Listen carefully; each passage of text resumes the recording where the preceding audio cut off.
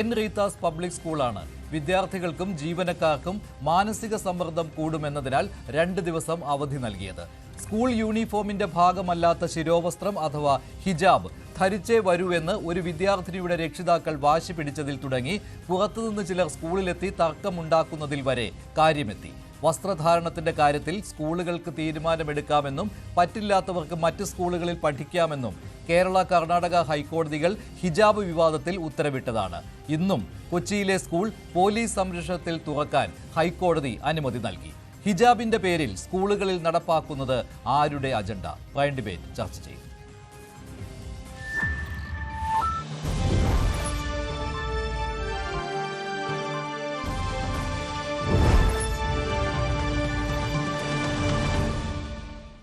Ernakulam പള്ളുരുത്തിയിലെ saint Rita's public സ്കൂളാണ് ഇന്നലെ അസാധാരണമായ രീതിയിൽ ഒരു സർക്കുലർ ഇറക്കിയത്.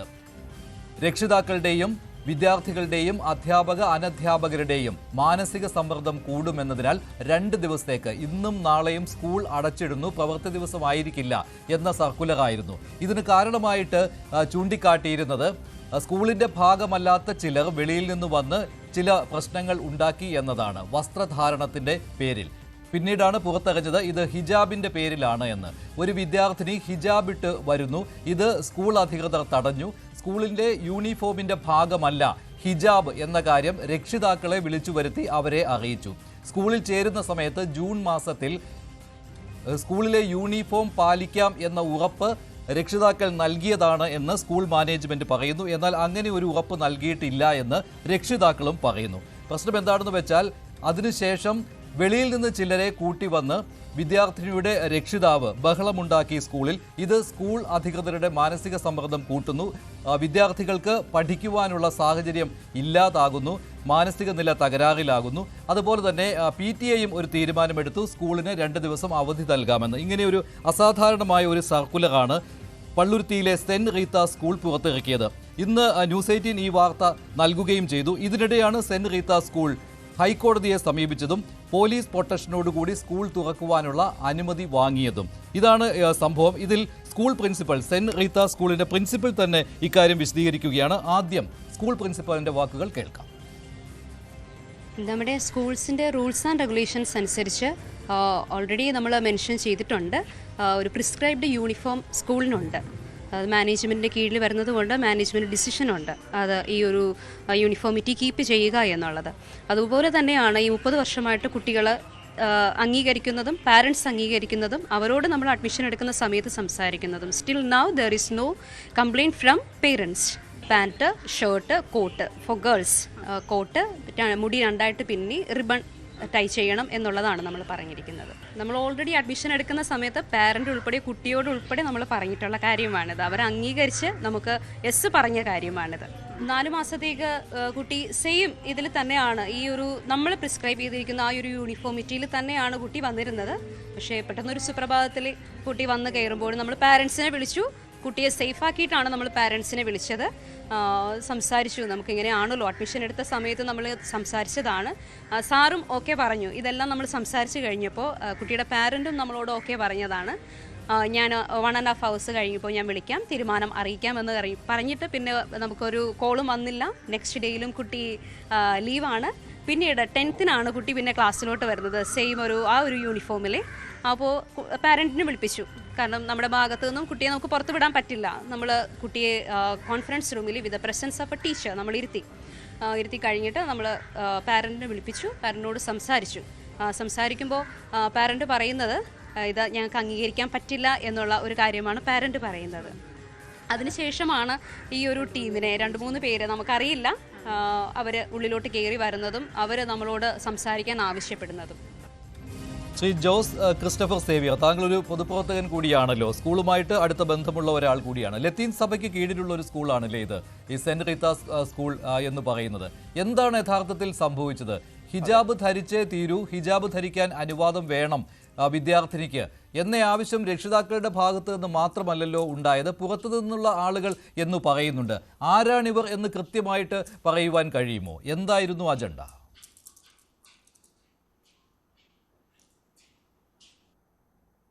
യഥാർത്ഥത്തിൽ നമ്പ്യാപുരം ഡിവിഷനിലാണ് ഞാൻ താമസിക്കുന്നത്. ഇത് കൊച്ചി നഗരസഭയുടെ 20ാം ഡിവിഷനാണ്. അതിൻ്റെ തൊട്ട് കിടക്കുന്ന MLA റോഡിൻ്റെ സതേൺ സൈഡിൽ അപ്പുറവും ഇപ്പുറയുമായിട്ടാണ് കിടക്കുന്നത്. എൻ്റെ വീട്ടിൽ നിന്ന് 500 മീറ്റർ പോലും അകലം തികച്ചില്ലാത്തതാണ് ഈ സ്കൂള്. ഈ പ്രദേശത്തിൻ്റെ ഒരു പ്രത്യേകത എന്ന് പറഞ്ഞു കഴിഞ്ഞാൽ ഇവിടെ ഉള്ള സ്ഥിര താമസക്കാർ ക്രൈസ്തവരും ഹിന്ദുക്കളുമാണ്. മജോറിറ്റി വരുന്ന അവർ വളരെ സമാധാനപൂർവ്വം ജീവിക്കുന്ന ആളുകളാണ്. 2007 ഞാൻ നടത്തിയ ഒരു സർവേയുടെ അടിസ്ഥാനത്തിൽ അന്ന് ഈ 20% ഫ്ലോട്ടിംഗ് പോപ്പുലേഷനാണ് ഇവിടെ ഉണ്ടായിട്ടുള്ളത്. റെസിഡൻസ് അസോസിയേഷൻ നന്നായി പ്രവർത്തിക്കുന്ന ആ സമയത്ത് ഈ ഫ്ലോട്ടിംഗ് പോപ്പുലേഷനുള്ള ആളുകളെ റെസിഡൻ്റായി ചേർക്കാൻ തന്നെ ബുദ്ധിമുട്ടുണ്ടായിരുന്നു. ഇവരെ തിരിച്ചറിയുക ബുദ്ധിമുട്ടാണ്. ഗ്രാസ് റൂട്ട് ലെവൽ രാഷ്ട്രീയ പ്രവർത്തനം ഉണ്ടായിരുന്ന എനിക്ക് പോലും ആ കാലഘട്ടത്തിൽ ഇവിടെ ഉള്ള ആളുകളെ വ്യക്തമായി തിരിച്ചറിയാൻ ഈ ഫ്ലോട്ടിംഗ് പോപ്പുലേഷനിൽ വരുന്നവർ മനസ്സിലാകുമായിരുന്നില്ല. ഇപ്പോഴത്തെ അവസ്ഥയിൽ ഇത് 30 വർഷത്തിന് മുൻപ് ഡോക്ടർ ജോസഫ് കുരിത്തറ ബിഷപ്പിൻ്റെ കാലത്താണ് ഇവിടെ കോൺവെൻറ്റുകളിലൊക്കെ മിക്കവാറും സ്കൂളുകളെല്ലാം ആരംഭിച്ചിട്ടുള്ളത്. അവരെല്ലാം നല്ല തരത്തിലുള്ള വിദ്യാഭ്യാസം സാധാരണക്കാർക്ക് കൊടുക്കുന്നതിൽ വളരെയധികം ശുഷ്കാന്തി കാണിച്ചുകൊണ്ടാണ് പ്രവർത്തിച്ചു വരുന്നത്.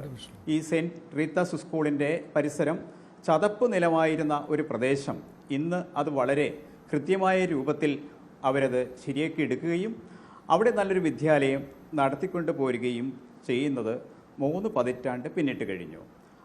യാതൊരു തരത്തിലുള്ള പ്രശ്നങ്ങളും അവിടെ ഉണ്ടായിട്ടുള്ളതായി ഒരു രേഖയും നിങ്ങൾ നോക്കിയാൽ കാണാൻ സാധിക്കില്ല. അങ്ങനെ ഇരിക്കെ കഴിഞ്ഞ കുറച്ച് നാളുകളായി മറ്റു ചില സാമൂഹിക ഇഷ്യൂസ് ഇവർ റോഡിൻ്റെ പേരിലും മറ്റുമൊക്കെ ചിലർ ഉണ്ടാക്കിക്കൊണ്ടുവന്നിരുന്നു.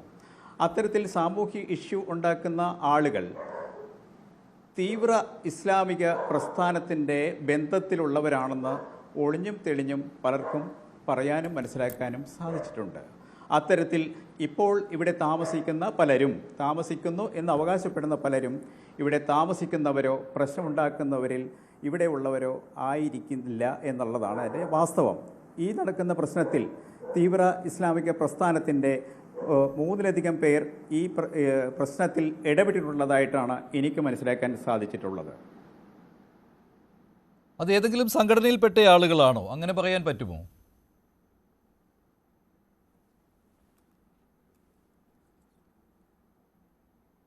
പലരുടെയും സൂചന പ്രകാരം SDPI എന്ന് പറയുന്ന സംഘടനയിൽപ്പെട്ട ആളുകളാണ് എന്നുള്ളതാണ് എനിക്ക് മനസ്സിലാക്കാൻ കഴിഞ്ഞത്. അവർ കൊടുത്തിരിക്കുന്ന പരാതിയിൽ SDPIയുടെ പേര് എടുത്തു പറഞ്ഞിട്ടുണ്ടല്ലേ? സ്കൂൾ ഹൈക്കോടതിയിൽ പരാതി നൽകിയിരുന്നു. മാത്രമല്ല ആ പരാതി ഹൈക്കോടതി അംഗീകരിക്കുകയും സ്കൂളിന് പോലീസ് പ്രൊട്ടക്ഷൻ നൽകണമെന്ന് ആവശ്യപ്പെടുകയും ചെയ്തിട്ടുണ്ട് അല്ലേ? അത്തരത്തിൽ ഒരു തീവ്രവാദ ബന്ധം ഉള്ളതുകൊണ്ട് തന്നെയാണ് അങ്ങനെ അവരൊരു പരാതി കൊടുത്തിട്ടുണ്ടെങ്കിൽ, പരാതി ഞാൻ കണ്ടിട്ടില്ല എങ്കിലും അങ്ങനെ അവർ പരാതി കൊടുത്തിട്ടുണ്ടെങ്കിൽ അതിന് അടിസ്ഥാനം ഉണ്ട് എന്നുള്ളതാണ് മനസ്സിലാക്കി വരുന്ന സത്യം. ശരി, ശ്രീ ശ്രീജിത്ത് പണിക്കർ, ഇപ്പോൾ ഹിജാബ് വിവാദം കർണാടകത്തിലൊക്കെ വലിയ രീതിയിൽ ചർച്ച ചെയ്യപ്പെട്ടതാണ്. ആ സമയം കർണാടക ഹൈക്കോടതി അന്ന് ഈ കേസ് വാദത്തിനെടുത്തപ്പോൾ അവിടെ ഉദ്ധരിക്കപ്പെട്ട ഒരു വിധിഭാഗം എന്ന് പറയുന്നത് കേരള ഹൈക്കോടതിയുടെ വിധിയായിരുന്നു. 2018 തന്നെ കേരള ഹൈക്കോടതി വിധി പുറപ്പെടുവിച്ചിട്ടുള്ളതാണ്. ഇത് സ്കൂൾ മാനേജ്മെൻറ്റുകൾക്ക് ഉചിതമായ തീരുമാനം എടുക്കാമെന്നും. അന്നും ഞാൻ ഓർക്കുന്നു, ഇങ്ങനെ ഹിജാബിൻ്റെ പേരിലാണ് 2 പെൺകുട്ടികളാണ് അന്ന് കോടതിയെ സമീപിച്ചത്, ഹിജാബ് ധരിക്കണം എന്നാവശ്യപ്പെട്ടുകൊണ്ട്. പക്ഷേ അത് കോടതി അംഗീകരിച്ചിരുന്നില്ല, കേരള ഹൈക്കോടതി. അപ്പോൾ ആ വിധി നിലനിൽക്കുമ്പോൾ ഇവിടെ ഹിജാബിന് വേണ്ടി സ്കൂളിൽ വാശി പിടിച്ചത് അതെന്തായാലും നിയമവിരുദ്ധമായ ഒരു കാര്യമാണല്ലോ. നിശ്ചയമായും ശ്രീ മഞ്ജുഷ്, ഇതിൽ പ്രധാനമായിട്ട് എല്ലാവരും മനസ്സിലാക്കേണ്ടുന്ന 2 കാര്യങ്ങളുണ്ട്. ഒന്ന്, നീയും ഞാനും തമ്മിൽ വ്യത്യാസമുണ്ട് എന്ന് കാണിക്കാനല്ല, മറിച്ച് വ്യത്യാസമില്ല എന്ന് കാണിക്കാനാണ് യൂണിഫോം ഉണ്ടാക്കുന്നത്. അപ്പോൾ അതുകൊണ്ട് തന്നെ യൂണിഫോം ധരിക്കുന്ന സമയത്ത് അതിന് പുറത്തേക്കുള്ള ഏതെങ്കിലും മതത്തിനെ കാണിക്കുന്ന രീതിയിലത്തേക്കുള്ള ഒരു വസ്ത്രധാരണ രീതി അതിൽ സ്വീകരിക്കേണ്ടതില്ല എന്നുള്ളതാണ് ഒന്നാമത്തെ കാര്യം. രണ്ടാമത്തേത്, ഈ സ്കൂൾ വിദ്യാഭ്യാസം എന്നത് പൂർണ്ണമായിട്ടും ഒരു സെക്കുലർ ഫംഗ്ഷനാണ്. കാരണം സ്കൂളുകളിൽ നൽകുന്നത് മതവിദ്യാഭ്യാസമല്ല, മതേതര വിദ്യാഭ്യാസമാണ്. അതുകൊണ്ട് തന്നെ അവിടെ മതപരമായിട്ടുള്ള വസ്ത്രങ്ങൾ ധരിക്കുന്നതല്ല, മതപരമല്ലാത്ത വസ്ത്രങ്ങൾ ധരിക്കുന്നതാണ് ഏറ്റവും ഉത്തമമായിട്ടുള്ള കാര്യം. അതാണ് മതേതരം. ഇത് മനസ്സിലാക്കുന്നത് സ്കൂൾ മാനേജ്മെന്റിനെ പോലെ തന്നെ അവിടെയുള്ള വിദ്യാർത്ഥികളും അവരുടെ പേരൻസും കൃത്യമായിട്ട് മനസ്സിലാക്കേണ്ടതാണ്. സ്കൂൾ മാനേജ്മെന്റിന് ഇതിനെക്കുറിച്ച് കൃത്യമായിട്ടുള്ള ധാരണയുണ്ട് എന്നുള്ളത് അവരുടെ സ്കൂൾ ഡയറിയും റൂൾസ് ആൻഡ് റെഗുലേഷൻസും നോക്കിക്കഴിഞ്ഞാൽ നമുക്ക് മനസ്സിലാകും. ഉദാഹരണത്തിന് അവരുടെ റൂൾസ് ആൻഡ് റെഗുലേഷൻസിലെ 3ാമത്തെ ക്ലോസ് നോക്കിക്കഴിഞ്ഞാൽ പേരൻസ് അല്ലെങ്കിൽ ഗാർഡിയൻസ് ആരാണെങ്കിലും അവർ കുട്ടികളെ സ്കൂളിലേക്ക് അയക്കുന്നത് അവരുടെ സ്കൂൾ ഡയറിയിൽ പറഞ്ഞിരിക്കുന്നത് പ്രകാരമുള്ള ഡെസിഗ്നേറ്റഡ് യൂണിഫോം ധരിച്ചാണ് എന്ന് ഉറപ്പുവരുത്തണം എന്ന് എഴുതിയിട്ടുണ്ട്. അപ്പോൾ ഇതിൽ കൃത്യമായിട്ടുള്ള ഒരു ധാരണ അല്ലെങ്കിൽ കൺകറൻസ് ഒക്കെ തന്നെ രക്ഷകർത്താക്കളുടെ ഭാഗത്തു നിന്നുള്ളതാണ്. തന്നെയുമല്ല, സ്കൂൾ ഡയറിയുടെ 30 മുതൽ 33 വരെയുള്ള ചട്ടങ്ങളിൽ വളരെ കൃത്യമായിട്ട് പറയുന്നുണ്ട് എന്തൊക്കെ കാര്യങ്ങളാണ് ഈ സ്കൂളിലെ യൂണിഫോമുമായി ബന്ധപ്പെട്ട് ഒരു സ്റ്റുഡൻറ്റും ആ സ്റ്റുഡൻറ്റിൻ്റെ ഗാർഡിയനും മനസ്സിലാക്കേണ്ടത്, അംഗീകരിക്കേണ്ടത്, എക്സ്പ്രസ് ആയിട്ടുള്ളവരുടെ പെർമിഷൻ കൊടുക്കേണ്ടത്. അതിലൊന്ന്, ഈ ടൈം ഓഫ് അഡ്മിഷനിൽ തന്നെ റിട്ടൺ ഡിക്ലറേഷനാണ് അവർ കൊടുക്കുന്നത്. ഈ സ്കൂളിൻ്റെ യൂണിഫോം പോളിസി എന്താണോ ആ പോളിസി അവർ പാലിക്കും എന്ന്. അപ്പോൾ ആ പോളിസിയിൽ പറഞ്ഞിരിക്കുന്ന കാര്യത്തിന് വിരുദ്ധമായിട്ട് ഒരു മതവസ്ത്രത്തിനെ അവിടെ പ്രദർശിപ്പിക്കണം എന്നുള്ള ധാരണയോടുകൂടി ആരെങ്കിലും പ്രവർത്തിക്കുന്നുണ്ടെങ്കിൽ അത് ചട്ടവിരുദ്ധമാണ്. അത് കോടതി വിധികളുടെ ലംഘനമാണ്. തന്നെയുമല്ല, ഏറ്റവും ഫണ്ടമെന്റലായിട്ട് ആ സ്കൂളിൽ അഡ്മിഷൻ നേടുന്ന സമയത്ത് അവിടെ കൊടുത്തിരിക്കുന്ന ഡിക്ലറേഷന് വിരുദ്ധമാണ്. അത് വിദ്യാർത്ഥി മാത്രമല്ല, വിദ്യാർത്ഥിയുടെ രക്ഷകർത്താവ് കൂടി അതിൽ ആ ഒരു ഡിക്ലറേഷൻ കൊടുക്കുന്നുണ്ട് എന്നുള്ള ഒരു കാര്യമുണ്ട്. അപ്പം നമ്മൾ തന്നെ എക്സ്പ്രസ് ആയിട്ട് ഒരു കാര്യത്തിൽ കൺസെന്റ് കൊടുത്തിട്ട് ആ കൺസെന്റിന് വിരുദ്ധമായിട്ടുള്ള കാര്യങ്ങൾ നമ്മൾ തന്നെ ചെയ്യാൻ പോകുന്നു എന്ന് പറയുമ്പോൾ തന്നെ അത് ചട്ടവിരുദ്ധമായി കഴിഞ്ഞു എന്നുള്ളത് ഒരു പ്രധാനപ്പെട്ട കാര്യം. 2, പല ആൾക്കാരും ചോദിക്കുന്നുണ്ട് മതവസ്ത്രം ധരിക്കാനുള്ള മൗലികാവകാശം വസ്ത്ര സ്വാതന്ത്ര്യത്തിന്റെ ഭാഗമായിട്ട് ആർട്ടിക്കിൾ 21 ഭാഗമായിട്ട് എല്ലാവർക്കും ഇല്ലേ എന്ന്. അത് തീർച്ചയായിട്ടും ഉണ്ട്. പക്ഷേ അതൊരു വിദ്യാഭ്യാസ സ്ഥാപനത്തിലോ അതല്ലെങ്കിൽ ഒരു തൊഴിലിടത്തിലോ ഒരു തൊഴിലുടമയ്ക്ക് അല്ലെങ്കിൽ ആ വിദ്യാഭ്യാസ സ്ഥാപനത്തിന് അവർക്കിഷ്ടമുള്ള തരത്തിലുള്ള നിറത്തിലും അതിന് ഡിസൈനിലും പാറ്റേണിലും എല്ലാമുള്ള യൂണിഫോം നിഷ്കർഷിക്കുന്നതിനുള്ള അവകാശത്തിന് മുകളിലല്ല എന്ന് സ്ഥാപിക്കുന്ന സുപ്രീം കോടതി വിധികൾ അനേകമുണ്ട്. അത് കൂടാതെയാണ് ഇപ്പോൾ മഞ്ജുഷ പറഞ്ഞിരിക്കുന്ന 2018 കേരള ഹൈക്കോടതിയുടെ ഫാത്തിമ തൻസീം കേസിലുണ്ടായിരിക്കുന്ന വിധി. ആ വിധിയിൽ പറഞ്ഞിരിക്കുന്ന കാര്യം തന്നെ വളരെ വ്യക്തമാണ്. ഒരു വിദ്യാർത്ഥിക്ക് വ്യക്തിപരമായിട്ടുള്ള അവകാശങ്ങൾ ഉണ്ടായേക്കാം. ഇപ്പൊ ഈ വിഷയത്തിലാണെങ്കിലും ആ വിദ്യാർത്ഥിക്ക് അതിന് ഇഷ്ടപ്പെടുന്ന മതവസ്ത്രം ധരിക്കണമെന്നുള്ള ഒരു അവകാശമുണ്ട്. പക്ഷേ ഒരു വിദ്യാർത്ഥിയുടെ വ്യക്തിപരമായിട്ടുള്ള അവകാശം ഒരു വിദ്യാഭ്യാസ സ്ഥാപനത്തിന്റെ അവകാശങ്ങൾക്ക് മുകളിലല്ല എന്നാണ് അവിടെ പറയുന്നത്. എന്ന് വെച്ചാൽ ഓരോ മതവിഭാഗത്തിൽപ്പെടുന്ന ആൾക്കാർ അവർക്ക് ഇഷ്ടമുള്ള തരത്തിലേക്ക് അവർക്ക് പ്രിസ്ക്രൈബ് ചെയ്തിരിക്കുന്ന യൂണിഫോമിൽ മതപരമായ തരത്തിലുള്ള മാറ്റങ്ങൾ വരുത്തി കഴിഞ്ഞാൽ പിന്നെ അത് യൂണിഫോം എന്നതിനെ വിളിക്കാൻ കഴിയില്ല. പക്ഷേ ചില സ്കൂളുകൾ അത് അനുവദിക്കുകയും ചെയ്യും. ബൈലോയിൽ ഇല്ല എങ്കിലും, നിയമത്തിലില്ല, അവരുടെ സ്കൂൾ ഡയറിയിൽ ഇല്ല എങ്കിൽ പോലും അനുവദിക്കാറുമുണ്ട്. അങ്ങനെയും കണ്ടുവരുന്നുണ്ട്. പക്ഷേ അത് എതിർപ്പ് പ്രകടിപ്പിച്ചു കഴിഞ്ഞാൽ പിന്നെ അത് അംഗീകരിക്കേണ്ടി വരും, അല്ലേ? അത് തന്നെയാണല്ലോ ഹൈക്കോടതി ആ വിധിയിൽ എടുത്തു പറഞ്ഞിരിക്കുന്നത്. It is for the institution to decide whether the petitioners can be permitted to attend the classes with the head scarf and full sleeve shirt. It is purely within the domain of the institution to decide on the same എന്ന്, അല്ലേ? വേണമെങ്കിൽ സ്കൂളുകൾക്ക് അനുവദിക്കാം. അങ്ങനെയാണെങ്കിൽ അങ്ങനെയുള്ള സ്കൂളുകളും ഉണ്ടല്ലോ. ഇപ്പോൾ ബൈലോയിൽ ഇല്ലെങ്കിലും ഹിജാബ് ധരിച്ചു വന്നാൽ തടയാത്ത സ്കൂളുകളുമുണ്ട്. എക്സാക്ട്ലി. അതായത് ഇതിന്റെ പൊതുവെയുള്ള സുപ്രീം കോടതിയുടെ ഡയറക്റ്റീവ് എന്ന് പറഞ്ഞാൽ പൊതുവെ ഈ യൂണിഫോം നിർബന്ധമാക്കാൻ പറ്റുന്ന ഇൻസ്റ്റിറ്റ്യൂഷനുകൾ നമ്മൾ സാധാരണ നോക്കുന്നത് എവിടെയാണ്? അത് സ്കൂളുകളാണ്. അതേപോലെ തന്നെ നമുക്ക് ഈ പറയാൻ പറ്റുന്ന ചില കമ്പനികളുണ്ട്. അപ്പോൾ ആ കമ്പനികളിലുള്ള ജീവനക്കാർക്ക് യൂണിഫോം ഉണ്ട്. ചില സ്ഥാപനങ്ങളുണ്ട്, ഇപ്പോൾ വേണമെങ്കിൽ ഹോസ്പിറ്റൽ, ഇങ്ങനെയുള്ള സ്ഥാപനങ്ങളുണ്ട്. അവിടെയൊക്കെ തന്നെ യൂണിഫോം ഏത് രീതിയിലാകണം എന്നുള്ളത് അവരുടെ മാത്രം ഡിസ്ക്രിപ്ഷനാണ്. അപ്പോൾ അതിൽ മതവസ്ത്രമാകാൻ പാടുണ്ടോ, മതവസ്ത്രം ഒഴിവാക്കണോ, ഈ കാര്യമെല്ലാം പൂർണ്ണമായിട്ടും അതിൻ്റെ മാനേജ്മെൻറ്റിൻ്റെ തീരുമാനമാണ്. ഇവിടെ ഈ സെയിൻറ്റ് റീറ്റാസ് പബ്ലിക് സ്കൂളിൻ്റെ മാനേജ്മെൻറ്റിൻ്റെ തീരുമാനം അനുസരിച്ച് അവർ പ്രിസ്ക്രൈബ് ചെയ്യുന്ന ഒരു യൂണിഫോം ഉണ്ട്. അപ്പോൾ അതിൽ വളരെ കൃത്യമായിട്ട് പെൺകുട്ടികൾ എന്ത് വസ്ത്രം ധരിക്കണം, അവരുടെ മുടി ഏത് രീതിയിലാണ് അവർ ഒരുക്കേണ്ടത് തുടങ്ങിയ കാര്യങ്ങളെക്കുറിച്ച് വളരെ കൃത്യമായിട്ട് ചട്ടപ്രകാരം തന്നെ അതിൽ പറയുന്നുണ്ട്. അപ്പോൾ ആ സ്കൂളിൽ അഡ്മിഷൻ നേടുന്ന ഒരു കുട്ടിയെ സംബന്ധിച്ചിടത്തോളം, അവിടെ അഡ്മിഷന് വേണ്ടിയിട്ട് അപ്രോച്ച് ചെയ്യുന്ന ഒരു രക്ഷകർത്താവിനെ സംബന്ധിച്ചിടത്തോളം അവരുടെ യൂണിഫോം പോളിസി അവർ കംപ്ലൈ ചെയ്യുന്നു എന്ന രീതിയിലത്തേക്ക് എക്സ്പ്രസ് ആയിട്ടുള്ള അവരുടെ കൺസെന്റ് അവിടെ കൊടുക്കുന്നുണ്ട്. അപ്പോൾ ആ കൺസെന്റ് കൊടുത്തു കഴിഞ്ഞാൽ അതിനർത്ഥം അവർ എന്ത് തരത്തിലുള്ള മാറ്റം അവരുടെ യൂണിഫോം പോളിസിയിൽ കൊണ്ടുവന്നാലും അത് ഇവർക്ക് ബൈൻഡിങ് ആണെന്നുള്ളതാണ്. അപ്പോൾ അവിടെ ഒരു 10-30 വർഷത്തിന് മുകളിലായി നിൽക്കുന്ന ഒരു യൂണിഫോം പോളിസി ഉണ്ട്. അത് അവരുടെ സ്കൂളിന്റെ ഡിസിപ്ലിനുമായി ബന്ധപ്പെട്ട സ്കൂളിന്റെ യൂണിഫോം പോളിസിയാണ്. അതിൽ തീരുമാനമെടുക്കേണ്ടത് മാനേജ്മെന്റ് ആണ്, അല്ലാതെ ഇൻഡിവിജ്വൽസ് അല്ല. അപ്പോൾ അതുകൊണ്ടാണ് പറഞ്ഞത് ഒരു വ്യക്തിയുടെ സ്വാതന്ത്ര്യത്തിനേക്കാൾ അവിടെ മാനേജ്മെന്റിന്റെ സ്വാതന്ത്ര്യത്തിനാണ് കൂടുതൽ താല്പര്യം അല്ലെങ്കിൽ പ്രാധാന്യം കിട്ടുക. 2022 ഒരു വിധി ന്യായം, അതിനെക്കുറിച്ച് ഇന്ന് ഈ സ്കൂൾ തന്നെ പറയുന്നുണ്ട്. സിന്ധു ശിവദാസ് കേസാണ്. അതിൽ തന്നെ പറയുന്നത് യൂണിഫോം ഒരു സ്ഥാപനത്തിൽ നിർബന്ധമാക്കുക എന്ന് പറയുന്നത് ഒരു ക്രൂരതയല്ല എന്നുള്ളതാണ് കോടതിയുടെ ഉത്തരവ്. അതിന് പുറമെയാണ് ഈ കർണാടക ഹൈക്കോടതിയുടെ ഹിജാബ് റൂളിംഗ് വന്നിരിക്കുന്നത്. ആ വിധിയും റദ്ദ് ചെയ്യപ്പെട്ടിട്ടില്ല എന്നുള്ളത് ഓർക്കണം. ശരി, ശ്രീ ടി എ മുജീബ് റഹ്മാൻ, ഇതിനുള്ള മറുപടി കേരള മഹല്ല് കോർഡിനേഷൻ പ്രതിനിധിയാണ് Shri T A Mujeeb Rahman. T A Mujeeb Rahman, ഇത് കോടതികളും ആവർത്തിച്ച് പറഞ്ഞിട്ടുള്ള കാര്യമാണ്. പിന്നെയും എന്താണ് ഹിജാബ് വേണം, അത് വിദ്യാർത്ഥികൾ ധരിക്കണം, അങ്ങനെ വരാൻ പറ്റുകയുള്ളൂ എന്നുള്ള വാശി പിടിക്കുന്നത്. അതാണല്ലോ ഇപ്പോൾ കൊച്ചി സെന്റ് റീത്ത സ്കൂൾ 2 ദിവസം അടച്ചിടേണ്ടി വന്നത്.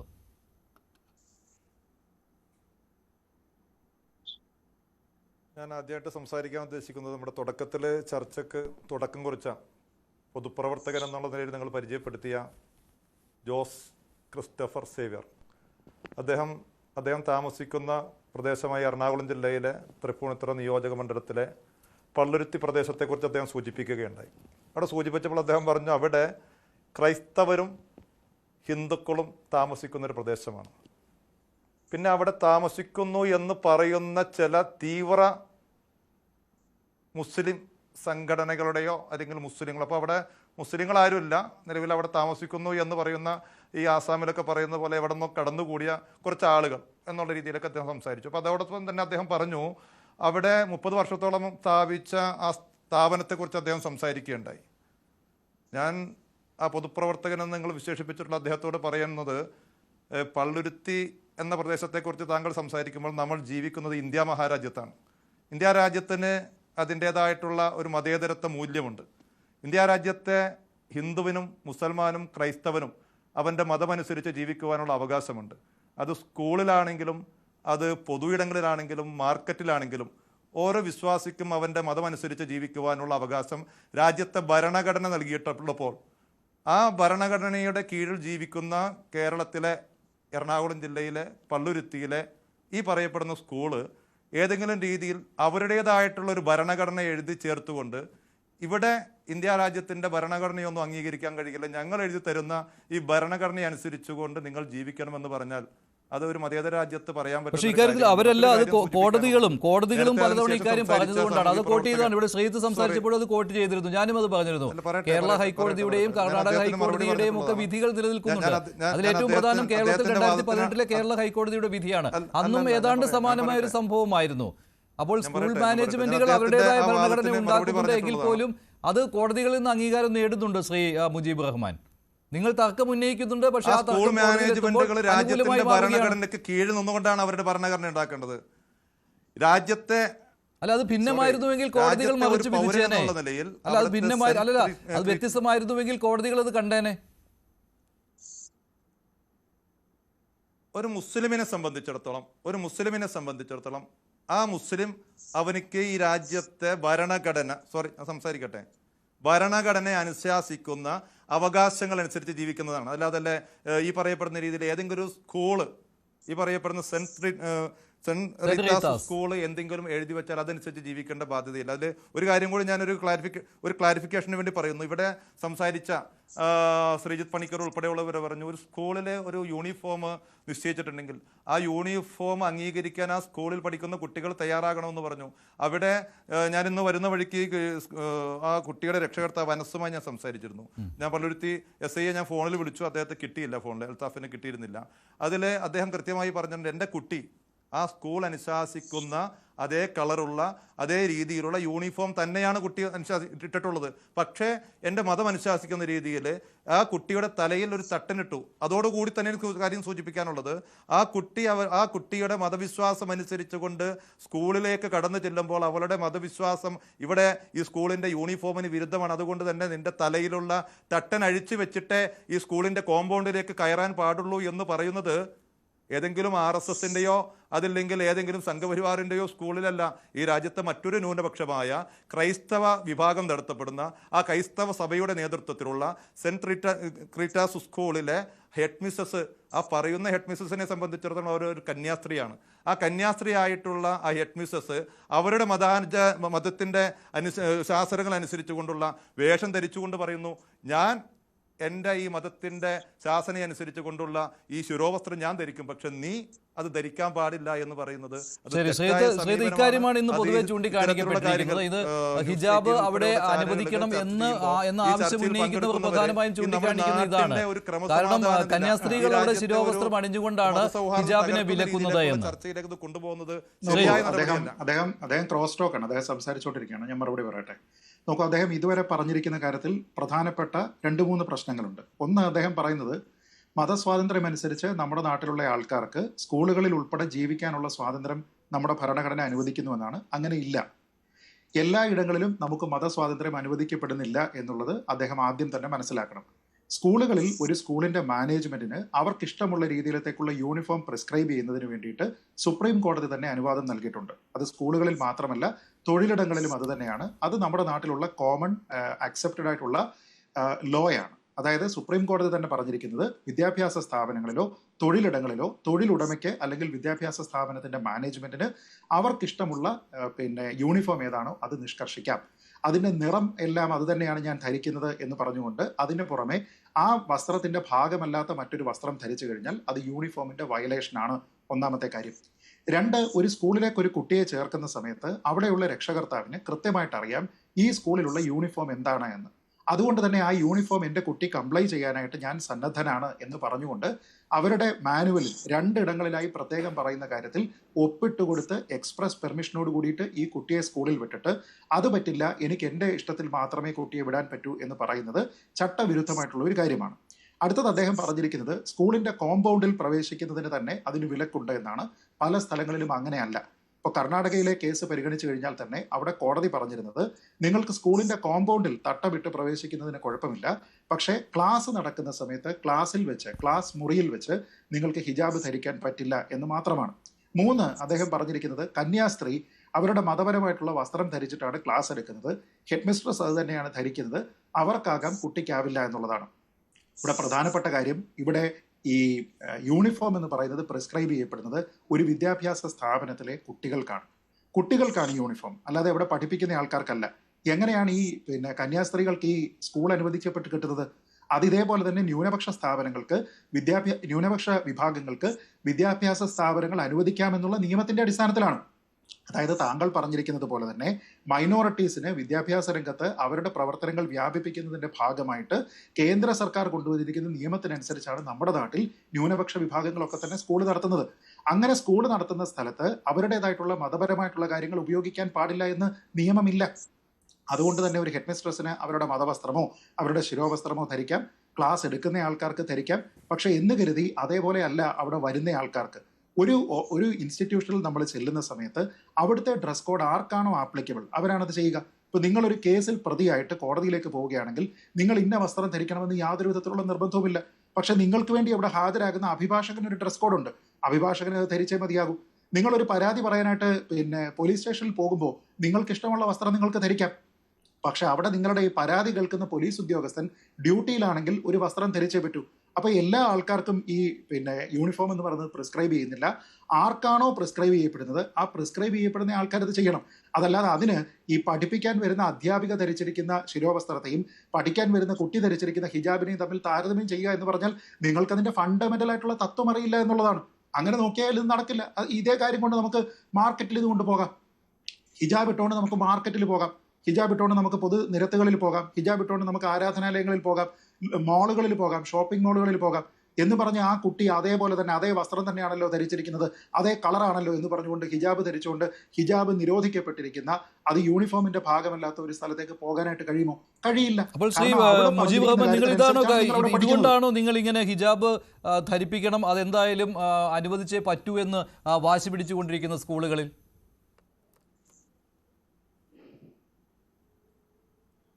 ഈ ചർച്ചയിൽ എനിക്ക് സൂചിപ്പിക്കാനുള്ളത്, ന്യൂസ് 18 ചാനലിൽ വിളിച്ചിട്ടുള്ള ഈ ചർച്ചയിൽ ഈ 3 പ്രതിനിധികളും സംസാരിക്കുന്നത് ഈ ഹിജാബിന് വിരുദ്ധമായിട്ടുള്ള ഒരു സംസാരം. എന്നെ സംബന്ധിച്ചിടത്തോളം ഞാൻ സംസാരിക്കുന്നത് ഏതെങ്കിലും ഒരു മതവിഭാഗത്തിന് വേണ്ടിയോ അതല്ലെങ്കിൽ ഹിജാബിന് വിരുദ്ധമെന്ന് പറയല്ലേ? ഹിജാബിന് വിരുദ്ധമായിട്ട് ആരും സംസാരിക്കുന്നില്ല. ഹിജാബ് ധരിക്കുന്നത് തെറ്റാണെന്നോ അല്ലല്ല, അങ്ങനെ ആരും സംസാരിച്ചിട്ടില്ല കേട്ടോ ഹിജാബിന് വിരുദ്ധമായി. രാജ്യത്തെ ഭരണഘടന രാജ്യത്തെ ന്യൂനപക്ഷ വിഭാഗങ്ങൾക്ക്, ഈ രാജ്യത്തെ മനുഷ്യർക്ക് അവരെന്ത് കഴിക്കണം, അവരെന്ത് ധരിക്കണം എന്നുള്ളത് തീരുമാനിക്കാനുള്ള അവകാശം അവർക്കുണ്ട്. അത് നേരത്തെ അദ്ദേഹം സൂചിപ്പിച്ചതുപോലെ മാർക്കറ്റിൽ പോകുമ്പോൾ ഹിജാബ് ധരിക്കാം. അത് കലാലയങ്ങളിലേക്ക് വരുമ്പോൾ അവർക്ക് അവരുടെ മതപരമായിട്ടുള്ള ഒരു മുസ്ലിം സ്ത്രീയെ സംബന്ധിച്ചിടത്തോളം അവരുടെ ശരീരം മൊത്തം മറക്കപ്പെടേണ്ടതാണ് എന്നുള്ളത് തന്നെയാണ് അവരുടെ വിശ്വാസം. അവരുടെ മുടിയും അവരുടെ തലയും മറക്കാനുള്ള രാജ്യത്തെ ഭരണഘടന കൊടുക്കുന്ന ആ അവകാശത്തെ നിഷേധിച്ചുകൊണ്ട് കേവലം ഒരു സ്കൂളിൻ്റെ ഭരണഘടന അനുസരിച്ചുകൊണ്ട് ജീവിക്കേണ്ട ഒരു ഗതികേടിലേക്ക് കാര്യങ്ങൾ എത്തപ്പെടുന്നുണ്ട് എങ്കിൽ അത് നിലവിൽ നമ്മുടെ രാജ്യം നൽകുന്ന ആ മതസ്വാതന്ത്ര്യത്തിനെതിരാണ്. ഇത്തരത്തിലുള്ള ചർച്ചകളിൽ വന്നിരിക്കുന്ന ആളുകളുടെ പേരിൻ്റെ താഴെ പൊതുപ്രവർത്തകരെന്നോ രാഷ്ട്രീയ നിരീക്ഷകരെന്നോ ഒക്കെ കൊടുക്കുമ്പോൾ നമ്മളൊക്കെ ഈ നാട്ടിൽ ജീവിക്കുന്നവരാണ്. അവരുടെ മാനസികാവസ്ഥ എന്താണ് എന്നും അവരുടെ ഇത്തരത്തിലുള്ള വിഷയങ്ങളിലുള്ള നിലപാടുകൾ എന്താണ് എന്നും വളരെ കൃത്യമായ രീതിയിൽ നമുക്ക് ബോധ്യമുണ്ട്. അവർ തേനിൽ മുക്കിയതുപോലെ രാജ്യത്തിൻ്റെ നിയമങ്ങളെക്കുറിച്ചും കോടതികളെക്കുറിച്ചും വിദ്യാഭ്യാസ സ്ഥാപനങ്ങളിൽ സ്വീകരിക്കേണ്ട സമീപനങ്ങളെക്കുറിച്ചൊക്കെ പറയുമ്പോൾ അവരുടെ ഉള്ളിൻ്റെ ഉള്ളിൽ ഈ പറയപ്പെടുന്ന ഇത്തരത്തിലുള്ള പ്രസ്താവനകളുമായി രംഗത്തേക്ക് വരുമ്പോഴും അവരുടെ നിലപാടുകളെക്കുറിച്ച് നമുക്ക് വളരെ കൃത്യമായി ബോധ്യമുണ്ട്. ആയതുകൊണ്ട് തന്നെ എനിക്ക് സൂചിപ്പിക്കാനുള്ളത്, ഇത്തരത്തിലുള്ള വിഷയങ്ങൾ ഉയർത്തിക്കൊണ്ടുവന്ന് നമ്മുടെ നാട്ടിൽ വർഗീയമായിട്ട് ജനങ്ങളെ ചേരിതിരിക്കുന്ന അനാവശ്യ ചർച്ചകളിലേക്ക് കൊണ്ടുപോകുന്ന, ഈ നാട്ടിലെ ഹിന്ദുവിന് ഹിന്ദുവായും മുസ്ലിമാനായും ക്രൈസ്തവന് ക്രൈസ്തവനായും ഒക്കെ ജീവിക്കാനുള്ള സ്വാതന്ത്ര്യമുണ്ട് എന്ന് നിങ്ങൾ മനസ്സിലാക്കുക.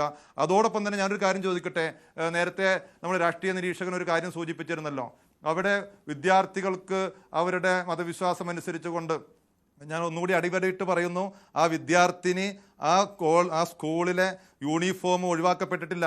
ആ സ്കൂളിലെ ഏത് കളറാണോ, ഏത് രീതിയിലുള്ള യൂണിഫോമാണോ, ആ യൂണിഫോം ധരിച്ചുകൊണ്ട് അവളുടെ മതവിശ്വാസം അനുശാസിക്കുന്ന രീതിയിൽ അവളുടെ തലമുടി മറച്ചു എന്നുള്ളതാണ് ഇവിടെ നിയമവിരുദ്ധമായ രീതിയിൽ നിങ്ങൾ സൂചിപ്പിക്കുന്നത് എങ്കിൽ, തിരിച്ച് ഞാനൊന്ന് കാര്യം ചോദിക്കട്ടെ. ഞാൻ വൈറ്റിലയിലാണ് എൻ്റെ സ്ഥാപനവും ഞാൻ അധികം നിൽക്കുന്നത്. അവിടെ ഈ പറയപ്പെടുന്ന രീതിയിലൊക്കെ ഞാൻ എൻ്റെ കണ്ണുകൊണ്ട് കണ്ടിട്ടുള്ള 1-2 കാര്യങ്ങൾ ഞാൻ സൂചിപ്പിക്കുന്നു.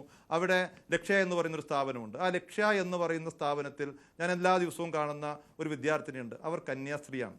ആ ലക്ഷ്യ എന്ന് പറയുന്ന ആ സ്ഥാപനത്തിൽ അവിടെ അതിൻ്റേതായിട്ടുള്ള യൂണിഫോം ഉണ്ട്. പക്ഷേ ആ കന്യാസ്ത്രീ ആയിട്ടുള്ള സഹോദരി അവരുടെ മതവിശ്വാസം അനുസരിച്ചുകൊണ്ട് ആ പെൺകുട്ടി ദിവസവും ആ ശിരോവസ്ത്രം ധരിച്ചുകൊണ്ട് ലക്ഷ്യ എന്ന് പറയുന്ന വൈറ്റിലയിലുള്ള അവരുടെ ഏറ്റവും വലിയ ഇൻസ്റ്റിറ്റ്യൂട്ടാണെന്ന് ഞാൻ മനസ്സിലാക്കുന്നു, അവിടെ അവർ പഠിക്കുന്നുണ്ട്. അപ്പോൾ അവിടെ പഠിക്കുന്നതിന് അവിടെ ആ സ്ഥാപനം ഒരിക്കലും നിങ്ങളുടെ ഈ പറയപ്പെടുന്ന ഹിജാബ് പോലെയുള്ള അല്ലെങ്കിൽ നിങ്ങളുടെ ശിരോവസ്ത്രം അഴിച്ചു വെക്കണമെന്ന് പറയുന്ന സാഹചര്യമില്ല. അപ്പോൾ അതുകൊണ്ട് തന്നെ ഇതൊരു അനാവശ്യ ചർച്ച, ഞാൻ ഈ ചർച്ചയിലേക്ക് വരണമെന്ന് തന്നെ ആഗ്രഹിച്ചില്ല. കാരണം ഇത്തരത്തിലുള്ള ചർച്ചകളുടെ അജണ്ട എന്താണ് എന്ന് വളരെ കൃത്യമായ രീതിയിൽ ബോധ്യമുണ്ട്. ഇതിൻ്റെ യാഥാർത്ഥ്യം ബോധ്യപ്പെടുത്തുക എന്നുള്ള അവസ്ഥയിൽ മാത്രമാണ് ഞാൻ ചർച്ചയിൽ പങ്കെടുക്കുന്നത്. ഇത്തരത്തിൽ ആടിനെ പട്ടിയാക്കുകയും പട്ടിയെ പേപ്പട്ടിയാക്കുകയും അങ്ങനെ തല്ലിക്കൊല്ലുക എന്നുള്ള കുറെ നാളുകളായിട്ടുള്ള നയത്തിന്റെ ഭാഗമായിട്ട് ഒരിക്കലും ഇത്തരത്തിലുള്ള കാര്യങ്ങൾ പ്രോത്സാഹിപ്പിക്കാൻ പാടില്ല എന്നാണ് എൻ്റെ അഭിപ്രായം. ശരി, അദ്ദേഹം ഇവിടെ പറഞ്ഞിരിക്കുന്ന ഒരു കാര്യമുണ്ട്. അതായത് ഒരു കന്യാസ്ത്രീ യൂണിഫോം നിലനിൽക്കുന്ന ഒരു സ്ഥലത്ത് കന്യാസ്ത്രീയുടെ അതേ വസ്ത്രത്തിൽ തന്നെ പോകുന്നു എന്നുള്ളത്. ഇവിടെയാണ് അദ്ദേഹം മനസ്സിലാക്കേണ്ടത് എസെൻഷ്യൽ റിലീജിയസ് പ്രാക്ടീസ് എന്താണ്. അതുവരെ അംഗീകരിച്ചിരിക്കുന്നതാണ്. ഉദാഹരണത്തിന് സിഖുകാരിൽ മതവിശ്വാസമുള്ള ആൾക്കാരെ സംബന്ധിച്ചിടത്തോളം അവരുടെ മതത്തിന്റെ ഏറ്റവും വലിയ അനിവാര്യതയാണ് ടർബൻ ധരിക്കുക എന്നുള്ളത്. അതുകൊണ്ട് തന്നെ സിഖുകാർ പോലീസിലാണെങ്കിലും പട്ടാളത്തിലാണെങ്കിലും അവരുടെ ക്യാപ്പ് ധരിക്കുന്നതിന് പകരം അതേ നിറത്തിലുള്ള ടർബൻ ധരിക്കുന്നതിന് അവർക്ക് അനുമതിയുണ്ട്. പല സംസ്ഥാനങ്ങളിലും സിഖുകാർക്ക് മോട്ടോർ വാഹന നിയമങ്ങളിൽ പോലും എക്സംഷൻസ് ഉണ്ട്. അതായത് മറ്റുള്ള എല്ലാ ആൾക്കാരും ഹെൽമെറ്റ് ധരിക്കണമെങ്കിൽ സിഖുകാർക്ക് പല സംസ്ഥാനങ്ങളിലും ഹെൽമെറ്റ് ധരിക്കണ്ട. കാരണം എന്താണ്? അത് മതപരമായിട്ടുള്ളവരുടെ എസെൻഷ്യൽ റിലീജിയസ് പ്രാക്ടീസ് ആണ്.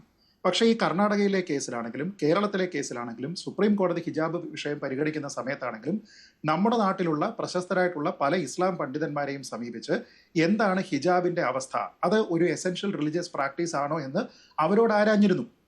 ഒരാൾ പോലും കോടതിയിൽ അത് എസെൻഷ്യൽ റിലീജിയസ് പ്രാക്ടീസ് ആണെന്ന് പറഞ്ഞില്ല. പരക്കെ പറഞ്ഞിരിക്കുന്ന, ഇപ്പോൾ മഹല്ല് കമ്മിറ്റിയുടെ ഭാഗമായതുകൊണ്ട് അദ്ദേഹത്തിനും അറിയാമായിരിക്കും, ഇസ്ലാമിലുള്ളത് 5 കാര്യങ്ങളാണ് അവിടുത്തെ മതപരമായിട്ടുള്ള അനിവാര്യത. അതിലൊന്ന് അള്ളാഹു എന്ന ദൈവത്തിലും പ്രവാചകനായിട്ടുള്ള മുഹമ്മദ് നബിയിലുമുള്ള വിശ്വാസവും, അതല്ലാതെ മറ്റ് ദൈവമില്ല എന്നുള്ള ഒരു ചിന്തയാണ്. അതൊന്ന്. 2, 5 നേരം അവർക്ക് നിഷ്ഠ കൊടുത്തിരിക്കുന്ന നേരം ഏതാണോ ആ നേരങ്ങളിൽ ദിവസവും നിസ്കാരം ചെയ്യുക എന്നുള്ളതാണ് രണ്ടാമത്തെ ERP. മൂന്നാമത്തേത് റമദാൻ മാസത്തിൽ അവർ നൊയമ്പെടുക്കുക എന്നുള്ളതാണ് അവരുടെ ERP. 4, ഏതൊരു മുസ്ലിമും അയാളുടെ വരുമാനത്തിന്റെ ഒരു ഭാഗം ചാരിറ്റിക്ക് കൊടുക്കണമെന്നുള്ള സക്കാത്താണ് 4-മത്തേത്. 5-മത്തേത് ജീവിതത്തിൽ ഒരിക്കലെങ്കിലും ഹജ്ജ് ചെയ്യണം എന്നുള്ളതാണ്. അതല്ലാതെ ഹിജാബ് ധരിക്കുക എന്നതോ ഏതെങ്കിലും തരത്തിലുള്ള ശിരോവസ്ത്രം ധരിക്കുക എന്നതോ ഇസ്ലാമിനെ സംബന്ധിച്ചിടത്തോളം അവരുടെ മതപരമായിട്ടുള്ള ഒരു അനിവാര്യതയാണ്. കണ്ടുകൊണ്ട് തന്നെയാണ് കർണാടകത്തിലെ ആ വലിയ അന്തിമ വിധി പുറപ്പെടുവിച്ചത് കർണാടക ഹൈക്കോടതി. സുപ്രീം കോടതി ഇക്കാര്യത്തിൽ ഭിന്ന വിധിയും വന്നിട്ടുണ്ട് ശ്രീജിത്ത്, അല്ലേ? അതെ, സുപ്രീം കോടതി ഭിന്ന വിധി വരികയും അതിനെ വിശാലമായിട്ടുള്ള ഒരു ബെഞ്ചിന്റെ പരിഗണനയ്ക്ക് വിടുകയും ചെയ്തു. പക്ഷെ ആ ബെഞ്ച് കോൺസ്റ്റിറ്റ്യൂട്ട് ചെയ്തിട്ടില്ല. ഞാൻ പറയുന്നത് എന്താണ് ഒരു മതത്തിന്റെ അനിവാര്യത എന്ന് ഒരു കേരള മഹല്ല് ഫെഡറേഷന്റെ ഭാഗമായിട്ട് പേരിന്റെ താഴെ കേരള മഹല്ല് ഫെഡറേഷൻ എന്ന് എഴുതിയിരിക്കുന്ന ഒരാളിന് അറിയേണ്ടതാണ്. എന്നിട്ടും അത് അറിയാതെ വന്നിരുന്ന് സംസാരിക്കുന്ന ആൾക്കാരുടെ മനോഗതവും അവരുടെ ഇംഗിതവും എന്താണെന്ന് മനസ്സിലാക്കാനുള്ള യുക്തിയും ഇത് കാണുന്ന പ്രേക്ഷകർക്കുണ്ട് എന്ന് ഞാൻ പറയും. മുജീബ് റഹ്മാൻ, ഈ രാജ്യത്ത് ഇസ്ലാം മതം പാലിക്കുന്നതിന് വേണ്ടി അനുവാദമില്ല, അതിൻ്റെ ഒരു ഉദാഹരണമാണ് എന്ന രീതിയിലാണല്ലോ താങ്കൾ അവതരിപ്പിച്ചത്. പക്ഷേ ഇക്കാര്യം ഈ ഒഴിച്ചുകൂടാനാവാത്ത മതാചാരത്തിൽപ്പെട്ടതാണ് വിശ്വാസികൾക്ക്. ഇതിൽ ഇഴകീറി മുറിച്ചുള്ള വാദങ്ങൾ നടന്നതിന് ശേഷമാണ് കർണാടക ഹൈക്കോടതിയിൽ നിന്ന് അന്ന് വിധി വന്നത്. ഞാൻ നേരത്തെ പറഞ്ഞ പോലെ അവിടെ കേരള ഹൈക്കോടതി വിധി പോലും ചൂണ്ടിക്കാണിക്കപ്പെട്ടിട്ടുണ്ടായിരുന്നു. എന്നിട്ടും നിങ്ങൾ ഇക്കാര്യം ആവർത്തിച്ചുകൊണ്ടിരിക്കുകയാണ്. ഞാൻ താങ്കളിലേക്ക് വരാം. അതിനു മുമ്പ് ശ്രീ ജോർജ് മുണ്ടക്കയം SDPIയുടെ പ്രതിനിധിയാണ്, സംസ്ഥാന കമ്മിറ്റി അംഗമാണ്. ശ്രീ ജോർജ് മുണ്ടക്കയം, SDPIയുടെ പങ്കാളിത്തം ഇക്കാര്യത്തിൽ ഉണ്ടോ? അവിടെ ചെന്ന് ഇത്തരത്തിൽ ഹിജാബ് ധരിച്ചേ ആ വിദ്യാർത്ഥിനി അങ്ങോട്ട് വരികയുള്ളൂ, അതിനെ അനുവദിച്ചില്ലെങ്കിൽ അവിടെ പ്രശ്നമുണ്ടാക്കുമെന്ന രീതിയിൽ ചില വീഡിയോകളുമൊക്കെ അതിൽ പ്രചരിക്കുന്നുണ്ടായിരുന്നു. SDPIയുടെ പങ്കാളിത്തം ഉണ്ടോ ഇക്കാര്യത്തിൽ? ആദ്യമായി ചർച്ചയിൽ പങ്കെടുക്കാൻ ഒരു അവസരം തന്നതിൽ നന്ദി പറയുകയാണ്. ഏതായാലും പാനലിസ്റ്റുകൾ രാജ്യത്തെ നിയമവ്യവസ്ഥയൊക്കെ മാനിക്കുന്നവരാണ്. അവർ ഹൈക്കോടതി വിധികൾ, മറ്റു കോടതി വിധികളൊക്കെ ആവർത്തിച്ച് പറയുന്നതിൽ ഞാൻ വളരെ സന്തുഷ്ടനാണ്. കാരണം SDPIയെ സംബന്ധിച്ചിടത്തോളം രാജ്യത്തെ ഞങ്ങൾ വളരെ കൃത്യമായി രാജ്യത്തെ ഭരണഘടനയ്ക്കൊപ്പവും നിയമവ്യവസ്ഥയ്ക്കൊപ്പവും നിൽക്കുന്നവരാണ്. ഈ സ്കൂളുമായി ബന്ധപ്പെട്ട ഹിജാബിന്റെ പ്രശ്നം ജൂണിലെ നമ്മൾക്ക് എല്ലാവരും അറിയാവുന്നത് പോലെ ജൂണിലാണ് ഒരു അധ്യയന വർഷം ആരംഭിക്കുക. ഇത് ഒക്ടോബർ പകുതിയായി. ഈ സമയത്താണ് ഹിജാബ് ഒരു പ്രശ്നമായി വരുന്നത്. ഇതിലെ വെറുപ്പ് പ്രചരിപ്പിക്കാനുള്ള വലിയ സംഘടിതമായ വലിയ ശ്രമങ്ങൾ ഞങ്ങൾ കൃത്യമായി മനസ്സിലാക്കുന്നുണ്ട്. SDPI ഈ വിഷയത്തിൽ ഒരു തരത്തിലും ബന്ധപ്പെട്ടിട്ടില്ല എന്നുള്ളത് അടിവരയിട്ട് പറയാൻ ഞാൻ ആഗ്രഹിക്കുകയാണ്. ഹിജാബുമായി ബന്ധപ്പെട്ട ഈ വിഷയം, ഇത് ഹിജാബുമായി ബന്ധപ്പെട്ടൊരു വിഷയമല്ല. ഈ രാജ്യത്ത് നിലവിലുള്ള ഇസ്ലാമോഫോബിയെ വലിയ തോതിൽ വളർത്താൻ ഈ രാജ്യത്തിന്റെ ഇപ്പോഴത്തെ അധികാരികളുടെ വലിയ പ്രശംസ പിടിച്ചു പറ്റാനും ഒക്കെയുള്ള നാട്ടിൽ കലാപം സൃഷ്ടിക്കാനുള്ള ഒരു ക്രിസ്ത്യൻ മുസ്ലിം വൈരത്തിലൂടെ അധികാരം പിടിക്കാനുള്ള ചില ആളുകളുടെ വളരെ ആസൂത്രിതമായ ഒരു ശ്രമമായിട്ടാണ് ഞങ്ങൾ ഇതിനെ കാണുന്നത്. ഇതുകൊണ്ട് തന്നെ താങ്കൾ പറഞ്ഞല്ലോ ഇത് ജൂണിൽ ക്ലാസ് തുടങ്ങിയതാണ്, പക്ഷേ ഒക്ടോബർ വരെ ഒരു പ്രശ്നവും ഉണ്ടായിരുന്നില്ല എന്ന്. അതിൽ സ്കൂൾ മാനേജ്മെന്റ് നൽകിയിരിക്കുന്ന വിശദീകരണം, അതുപോലെ തന്നെ ആ പരാതിയിൽ പറഞ്ഞിരിക്കുന്ന കാര്യവും ഇതുവരെ ആ യൂണിഫോം പാലിക്കുന്നുണ്ടായിരുന്നു. പെട്ടെന്ന് ഒരു ദിവസമാണ് ഇങ്ങനെ ഹിജാബ് ധരിച്ചെത്തിയത് എന്നാണ്. അപ്പോൾ സ്കൂൾ മാനേജ്മെന്റ് കുട്ടിയോട് പറഞ്ഞു, രക്ഷിതാക്കളെ വിളിച്ചു വരുത്തി. അതിനുശേഷവും ആവർത്തിച്ചപ്പോൾ വീണ്ടും വിളിച്ചു വരുത്തി. ഇങ്ങനെ സംഭവം ഉണ്ടായത് സമീപകാലത്താണ്. അതിനുശേഷമാണ് ഇപ്പോൾ ഞാൻ പറഞ്ഞുവല്ലോ SDPIയുടെ പ്രവർത്തകരാണോ എന്ന് ഞാൻ ചോദിച്ചിരുന്നു. കാരണം സ്കൂൾ മാനേജ്മെന്റ് ആ രീതിയിലാണ് പറയുന്നത്. അവരുമായി ബന്ധപ്പെട്ടുള്ള PTA പ്രതിനിധിയും അങ്ങനെ തന്നെയാണ് പറഞ്ഞത്. SDPI ആണെന്ന് സംശയിക്കുന്ന രീതിയിലാണ് പറഞ്ഞിരിക്കുന്നത്. അതാണ് ഞാൻ ചോദിച്ചത്. അത് കഴിഞ്ഞ ദിവസമായിരുന്നു.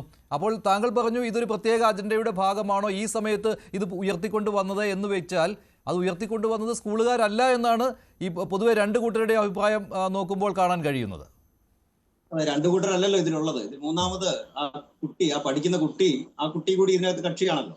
നിങ്ങളൊരു ചർച്ച നടത്തുമ്പോൾ ആ കുട്ടിയുടെ വേർഷൻ എന്താണ്, ആ കുട്ടിക്ക് പറയാനുള്ളത്? കുട്ടിയുടെ പിതാവുമായിട്ട് രാവിലെ സംസാരിച്ചിരുന്നു. കുട്ടിയുടെ പിതാവ് പറഞ്ഞ വെർഷൻ കൂടിയാണ് ഞാൻ ഈ പറഞ്ഞത്. ഞങ്ങൾ എല്ലാവരുടെയും വെർഷൻ എടുത്തിട്ടാണ് പറയുന്നത്. കുട്ടിയുടെ പിതാവ് കൃത്യമായിട്ട് പറഞ്ഞു, 8ാം ക്ലാസ് വിദ്യാർത്ഥിനിയാണ്.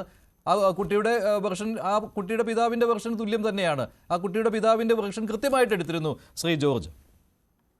ഓക്കെ, ഇപ്പൊ നിലവിലത്തെ രാഷ്ട്രീയ അന്തരീക്ഷം നമുക്കറിയാവുന്നതുപോലെ 2 മലയാളികളായ കന്യാസ്ത്രീകൾ ഛത്തീസ്ഗഡിൽ വലിയ രീതിയിലുള്ള ആൾക്കൂട്ട ആക്രമണത്തിന് അടക്കം ഇരയായ ഒരു സാഹചര്യത്തിൽ നിങ്ങൾ നോക്കൂ, ഈ സോഷ്യൽ ഡെമോക്രാറ്റിക് പാർട്ടി മാത്രമാണ് ആ കന്യാസ്ത്രീകളുടെ വിഷയത്തിൽ ഏറ്റവും കൃത്യമായ നിലപാടെടുത്തത്. മതപരിവർത്തന നിരോധന നിയമം അടക്കം ആ കന്യാസ്ത്രീകളുടെ മേലുള്ള സർവ്വ കുറ്റങ്ങളെയും പിൻവലിച്ച് നിരുപാധികം ആ കേസ് പിൻവലിക്കണമെന്ന് ആവശ്യപ്പെട്ടിട്ടുള്ള ഏക പ്രധാന രാഷ്ട്രീയ പാർട്ടി സോഷ്യൽ ഡെമോക്രാറ്റിക് പാർട്ടിയാണ്. അപ്പൊ അത്തരം വിഷയങ്ങളൊക്കെ ഈ രാജ്യത്ത് നിൽക്കുമ്പോൾ ഇത്തരം വിഷയങ്ങളുമായി ബന്ധപ്പെട്ട് സംഘപരിവാറിൽ നിന്ന് അകന്നു പോയിട്ടുള്ള ക്രിസ്ത്യൻ വിഭാഗങ്ങളെ അതിലേക്ക് അടുപ്പിക്കുന്നതിന് വേണ്ടിയുള്ള ആസൂത്രിത ശ്രമങ്ങൾ നാട്ടിന്റെ നാനാഭാഗങ്ങളിൽ നടന്നു വരുന്നുണ്ട്. അതിൽ പള്ളുരുത്തിയിലെ ഒരു സ്കൂളും കഥാപാത്രമാകുന്നു എന്നതിനപ്പുറത്തേക്ക് ഞങ്ങൾ ഇതിനെ വലിയ പ്രാധാന്യം കാണുന്നില്ല. നാടിന്റെ സമാധാനം, ആ അന്തരീക്ഷത്തിന് ക്ഷതമുണ്ടാക്കുന്ന ഒരു പ്രവർത്തനവും. ശരി, ശ്രീ ജോസ് ക്രിസ്റ്റഫർ സേവ്യർ, അങ്ങനെ ഒരു അജണ്ട അവിടെ നടപ്പാക്കുന്നുണ്ടോ? പള്ളുരുത്തി ഭാഗത്ത് അങ്ങനെ ഒരു അജണ്ടയുണ്ടോ? പള്ളുരുത്തിയിൽ മാത്രമല്ല, ഇത് പലയിടങ്ങളിലും ഉണ്ട് എന്ന രീതിയിലാണല്ലോ ശ്രീ SDPIയുടെ പ്രതിനിധിയായ ശ്രീ ജോർജ് മുണ്ടക്കയം പറയുന്നത്. താങ്കളുടെ പ്രതികരണം എങ്ങനെയാണ്?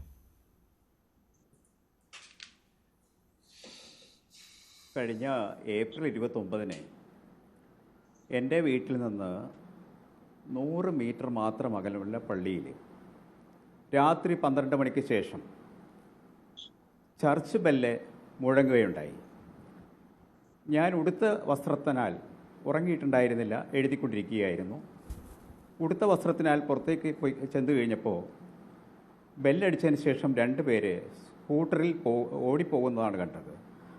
അവരെ കുറച്ചങ്ങോട്ട് മാറി ഒരു 100 മീറ്റർ കഴിഞ്ഞ് ആ ഓടുന്ന വെപ്രാളത്തിലെ ഒരു ഗേറ്റിന് കൊണ്ട് ഇടിക്കുകയും അവിടെ നിന്ന് വീഴുകയും തല പൊട്ടുകയും ചെയ്തു.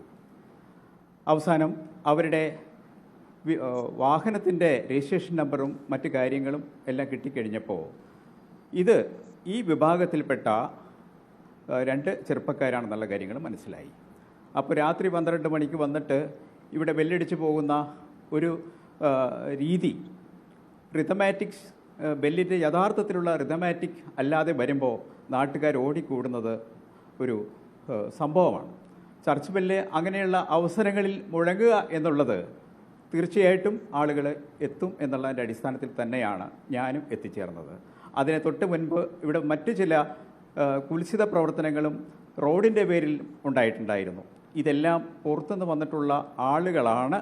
നമ്മൾ അറിവില്ലാത്ത നമ്മുടെ ഈ സാമൂഹ്യ പ്രവർത്തകൻ എന്നുള്ള നിലയ്ക്ക് നമ്മളൊരിക്കൽ പോലും കണ്ടിട്ടില്ലാത്ത പലരുമാണ് ഇതിൻ്റെ ചുക്കാൻ പിടിക്കുന്നത് എന്നുള്ള ഒരു കാര്യം. ശരി, ശ്രീ ജോഷി കൈതവളപ്പിൽ, അദ്ദേഹം PTA പ്രസിഡന്റ് ആണ് സെന്റ് റീത്ത സ്കൂളിന്റെ. ശ്രീ ജോഷി കൈതവളപ്പിൽ, ഇവിടെ ജോർജ് മുണ്ടക്കയും ചൂണ്ടിക്കാണിച്ചത് ഇത് ഈ സമയത്ത് എങ്ങനെ കുത്തിപ്പൊക്കിക്കൊണ്ടുവന്നു എന്നുള്ളതാണ്. ജൂൺ മുതൽ ഒരു പ്രശ്നവും ഇല്ലായിരുന്നുവല്ലോ എന്ന്. തീർച്ചയായിട്ടും അനുവദിക്കണം. ഈ തൊട്ട് മുമ്പിൽ സംസാരിച്ച ആള് പറഞ്ഞ ഒരു വിഷയമുണ്ട്. അത് ആളുകളെ അവ്യക്തതയിൽ നിർത്തുന്ന ഒരു പ്രസ്താവനയാണ്. നമ്മൾ ക്ലാരിറ്റിയോട് കൂടി സംസാരിക്കും. ഒരു വിഭാഗം എന്ന് പറഞ്ഞതായിരിക്കും അല്ലെ? എനിക്ക് തോന്നിയിരുന്നു ഒരു വിഭാഗം എന്ന് താങ്കൾ പറഞ്ഞു. ആളുകളെ നിർത്തുന്ന ആ നുണപ്രചരണം, ഗീബിൾസിയൻ തന്ത്രം, അതൊക്കെ ഈ രാജ്യത്ത് വിലപ്പോവോ ഇനിയും? ശരി, ശ്രീ ജോഷി പറഞ്ഞോളൂ, കേൾക്കുന്നുണ്ട്. ജോഷി, ഇപ്പോൾ നേരത്തെ ജോർജ് മുണ്ടക്കയും ഇവിടെ പറഞ്ഞ കാര്യമാണ്. ജൂൺ മുതൽ ഒരു പ്രശ്നവും ഇല്ലായിരുന്നു, ഈ ഹിജാബ് വിഷയമൊന്നും ആ സ്കൂളിൽ ഇല്ലായിരുന്നു.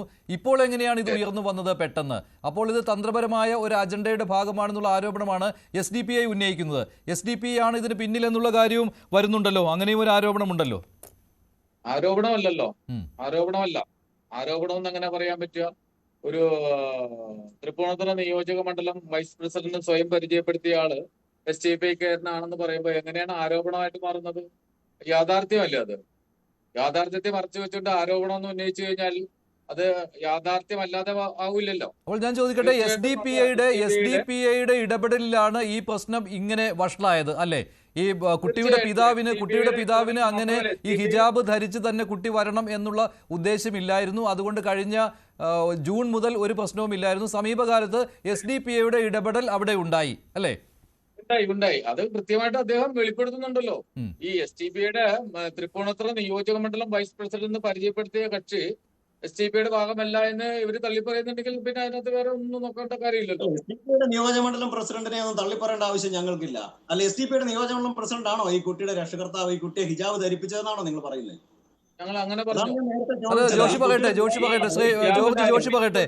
ജോഷി, എന്താണ് സംഭവിക്കുന്നത്? എന്താണ് അവിടെ സംഭവിച്ചത് ജോഷി? ഇതൊക്കെ വിലപ്പോവും. ഈ പറയുന്ന ഈ സ്കൂൾ ടൈമിൽ എന്തിനാണ് SDPIയുടെ വൈസ് പ്രസിഡന്റ് കടന്നു വന്നത്? അതൊന്ന് വെക്കാമോ ഈ SDPIയുടെ പ്രതിനിധിക്ക്? ഏത് ദിവസത്തെ കാര്യമാണ് പറയുന്നത് ശ്രീ ജോഷി? സ്കൂൾ ടൈം വെള്ളിയാഴ്ച, കഴിഞ്ഞ വെള്ളിയാഴ്ച നടന്ന കാര്യമാണ് ഇപ്പൊ പറഞ്ഞത്. എന്താണ് അവിടെ നടന്നത്? വെള്ളിയാഴ്ച എന്താണ് നടന്നത്? വെള്ളിയാഴ്ച ഈ ഹിജാബ് ധരിച്ചു വരുന്നു, കൂടെ SDPIയുടെ ഈ വൈസ് പ്രസിഡന്റ് കടന്നു വരുന്നു. അദ്ദേഹം നിർബന്ധപൂർവ്വം ക്ലാസ്സിൽ ഇരുത്തണമെന്ന് നിർബന്ധിക്കുന്നു, ബലം പിടിക്കുന്നു, തർക്കം ഉണ്ടാക്കുന്നു, ബഹളം ഉണ്ടാക്കുന്നു. ഈ SDPIയുടെ നിയോജക മണ്ഡലം വൈസ് പ്രസിഡന്റ് ആണ്. അത് തള്ളിപ്പറയുന്നുണ്ടെങ്കിൽ നേതൃത്വം തള്ളിപ്പറഞ്ഞോളൂ. അപ്പോൾ അതേ തുടർന്നാണ് സ്കൂളിന് അവധി നൽകുവാൻ തീരുമാനിച്ചതും അല്ലേ? സ്കൂള് പൂട്ടിയിടേണ്ട ഒരു അവസ്ഥ വന്നതും അതുകൊണ്ടാണ്. അത്തരത്തിൽ എന്തെങ്കിലും പോലീസ് കംപ്ലൈന്റുകളോ പോലീസ് രജിസ്റ്റർ ചെയ്ത എന്തെങ്കിലും കേസുകളോ നിലവിലുണ്ടോ? കംപ്ലൈന്റ് കൊടുത്ത് പോലീസ് അധികാരികൾ FIR ഇടുന്ന ഉത്തരവാദിത്വം സംസ്ഥാനം ഭരിക്കുന്ന സർക്കാരിന്റെ നിയന്ത്രണത്തിലുള്ള പോലീസാണ്. ഞങ്ങൾ പരാതി കൊടുത്തിട്ടുണ്ട്. എന്തുകൊണ്ട് നിങ്ങൾ ഇവരെ ആരോപണം വരുമ്പോ ഈ ചാനലിൽ വരുന്ന ഇരിക്കുന്നതിന് മുമ്പ് ഈ പറയുന്ന വിശദീകരണം ചോദിച്ചോ? നിങ്ങൾ വിശദീകരണം ചോദിച്ചോ? നിങ്ങളുടെ പാർട്ടിയുടെ ആളാണെങ്കിൽ നിങ്ങൾ വിശദീകരണം ചോദിച്ചോ? ഇവിടെ ലോക്കൽ, ഞാൻ ഈ പ്രദേശത്ത് ഒന്ന് പറഞ്ഞോട്ടെ, ഈ പ്രദേശത്ത് ഈ സ്കൂളുമായിട്ട് 100 മീറ്റർ 150 മീറ്റർ അടുത്ത് താമസിക്കുന്ന ആളാണ്. ഇവിടുത്തെ SDPIയുടെ ഈ മറ്റേ ബ്രാഞ്ച് കമ്മിറ്റിയിലുള്ള ആളുകളെയൊക്കെ എനിക്ക് തിരിച്ചറിയാൻ കഴിയും. എന്നിരുന്നാൽ ഈ ബ്രാഞ്ച് കമ്മിറ്റിന് അപ്പുറത്തുനിന്ന് ഈ പറയുന്ന തൃപ്പൂണിത്തുറ നിയോജക മണ്ഡലം വൈസ് പ്രസിഡന്റ് വരണമെങ്കിൽ കൃത്യമായിട്ട് SDPIയുടെ ഇടപെടലുണ്ട്. അതെ, ഇത് ഏത് നിയോജക മണ്ഡലത്തിൽ പെട്ടതാണ്? തൃപ്പൂണിത്തുറ നിയോജകമണ്ഡലം എന്ന് ഞാൻ ഇത്ര നേരം നിങ്ങൾ പറയുന്നത് ഞാൻ പറയുന്നത് കേൾക്കുന്നില്ലെങ്കിൽ ഒന്ന് അതല്ലേ റിപ്പീറ്റ് ചെയ്യാം. എന്റെ സുഹൃത്തെ, തൃപ്പൂണിത്തുറ നിയോജക മണ്ഡലത്തിൽ ഒരു കാര്യം നടക്കുമ്പോ അവിടുത്തെ ഭാരവാഹികൾ വരില്ലേ? അവര് വന്നിട്ട് നിങ്ങളല്ലേ പറയണ്ടേ? ഞാനാണോ അത് പറയണ്ടേ? ഞാനാണോ അത് പറയണ്ടേ? ദിവസമൊന്നും അവിടെ ചെയ്തില്ലല്ലോ. അവിടെ അല്ല, ഞാൻ കാര്യങ്ങൾ അറിയില്ല. ചോദിക്കട്ടെ, അല്ല അല്ല ശ്രീ അല്ലല്ല ജോർജ് താങ്കൾ നേരത്തെ ചോദിച്ച ചോദ്യത്തിനുള്ള ഉത്തരമാണ്. താങ്കൾ നേരത്തെ ചോദിച്ചിരുന്നു ജൂൺ മുതൽ ഒരു പ്രശ്നവും ഇല്ലായിരുന്നല്ലോ, ഇപ്പോൾ എങ്ങനെ പ്രശ്നമുണ്ടായി എന്ന്. അവിടെ പ്രശ്നമുണ്ടാക്കിയത് SDPIയുടെ ഇടപെടലിന് ശേഷമാണ്. അതോടുകൂടി സ്കൂൾ മാനേജ്മെന്റ് ഭീതിയിലായി 2 ദിവസം സ്കൂൾ പൂട്ടിയിടേണ്ടി വരികയാണ്. ഇന്ന് പൂട്ടിയിട്ടു, നാളെ ഇപ്പോൾ ഹൈക്കോടതിയുടെ സംരക്ഷണം ഉള്ളത് കൊണ്ട് തുറക്കാമായിരിക്കും. അത്രയേ ഉള്ളൂ. അപ്പോൾ SDPI എപ്പോൾ ഇതിൽ ഇടപെട്ടോ അപ്പോൾ മുതലാണെന്നാണ് ജോഷി പറയുന്നത്. താങ്കൾ അത് ഒന്ന് അന്വേഷിച്ച് നോക്കൂ. തൃപ്പൂണിത്തുറയിൽ ജോഷി പറയുന്നതിനെ ഒരു ആധികാരിക മുഖത്തോട് കൂടി നിങ്ങൾ ഇങ്ങനെ അവതരിപ്പിക്കല്ലേ മഞ്ജുഷ? അദ്ദേഹം ആ സ്കൂളിലെ PTA പ്രസിഡന്റാണ്. ആ സ്കൂളിലെ PTA പ്രസിഡന്റാണ്. ഈ രംഗങ്ങൾ നേരിൽ കണ്ടുകൊണ്ടിരുന്നയാളാണ്. എന്നോട് വ്യക്തമാക്കി ഐഡന്റിറ്റി ചോദിച്ചപ്പോൾ സ്കൂൾ ടൈമില് പ്രവർത്തന സമയത്ത് കടന്നു വന്ന ചില സഹോദരങ്ങളുമായി ബന്ധപ്പെട്ടപ്പോൾ ഈ PTA പ്രസിഡന്റ് കാസയുടെ പ്രവർത്തകനാണെന്നുള്ള ഒരു ആരോപണമുണ്ട്. PTA പ്രസിഡന്റ് കാസയുടെ പ്രവർത്തകനാണെന്നുള്ള ഒരു ആരോപണം ഞാൻ ഇന്ന് ഇങ്ങോട്ട് വരുന്ന വഴിക്ക് 1-2 പേരെ PTA പ്രസിഡന്റിനെ കുറിച്ച് ഒരു ആരോപണമുണ്ട്. അത് ശ്രദ്ധിക്കണം. ഞാനൊന്ന് പറഞ്ഞോട്ടെ, എന്റെ രാഷ്ട്രീയം ഞാൻ വ്യക്തമാക്കാം. PTA പ്രസിഡന്റ് രാഷ്ട്രീയം പ്രവർത്തിക്കാൻ പാടില്ല. ഒരു കാര്യം ഞാൻ സൂചിപ്പിക്കട്ടെ, ചർച്ച കാണുമ്പോൾ എറണാകുളം ജില്ലാ ജനറൽ സെക്രട്ടറിയാണ്. ചർച്ച കാണുമ്പോൾ ശരിക്കും പറഞ്ഞാൽ നമ്മളെ സംബന്ധിച്ചിടത്തോളം നമ്മുടെ നാടിന്റെ എന്താണ് സ്കൂളിന്റെ വിഷയം എന്താണെന്ന് അന്വേഷിക്കാൻ ദിവസങ്ങൾക്ക് ശേഷമാണ് ഈ ചർച്ച കാണുമ്പോൾ നമ്മുടെ ഈ നാടിന്റെ ഇന്നത്തെ ദുരവസ്ഥയെ കുറിച്ച് നമ്മൾ ചിന്തിച്ചു പോവുകയാണ്. ഉത്തരേന്ത്യയിലൊക്കെ നടക്കുന്നത് പോലെ ചെറിയ ചെറിയ വിഷയങ്ങൾ ഉയർത്തി കാണിച്ചുകൊണ്ട് നാട്ടിലെ കലാപങ്ങൾ ഉണ്ടാക്കുന്നതിന് വേണ്ടി നേരത്തെ നമ്മുടെ ക്രിസ്റ്റഫർ സാർ സംസാരിച്ചപ്പോഴൊക്കെ അദ്ദേഹത്തിൻ്റെ ആ സംസാരത്തിൻ്റെ ഭാഷ ഒരു വിഭാഗത്തെ, മുസ്ലിം വിഭാഗത്തെ 2 പേര് ബൈക്കിന് വന്നൊക്കെ അദ്ദേഹം എന്തോ വലിയ എന്താ പറയുക, പാകിസ്ഥാനിൽ നിന്ന് 2 പേര് ഇന്ത്യയിലേക്ക് അതിർത്തി കടന്നു വന്ന പോലെ, ബൈക്കിന് വന്ന പോലെയൊക്കെ അദ്ദേഹം പറയും. അദ്ദേഹം രാത്രി മണി മുഴങ്ങിയത് കേട്ടു, ഞാൻ ആ വസ്ത്രത്തിൽ തന്നെ ഇറങ്ങിച്ചെന്നു, അവിടെ ചെന്നപ്പോൾ മറ്റേ ഉപഗ്രഹ ജീവികൾ 2 പേര് വന്നെന്നൊക്കെ പറയുന്ന പോലെയാണ് ഒരു സമുദായത്തിൻ്റെ 2 ആളെ കുറിച്ച് അദ്ദേഹം സംസാരിക്കുക. എങ്ങോട്ടാണ് നമ്മുടെ നാട് പോയിക്കൊണ്ടിരിക്കുന്നത്?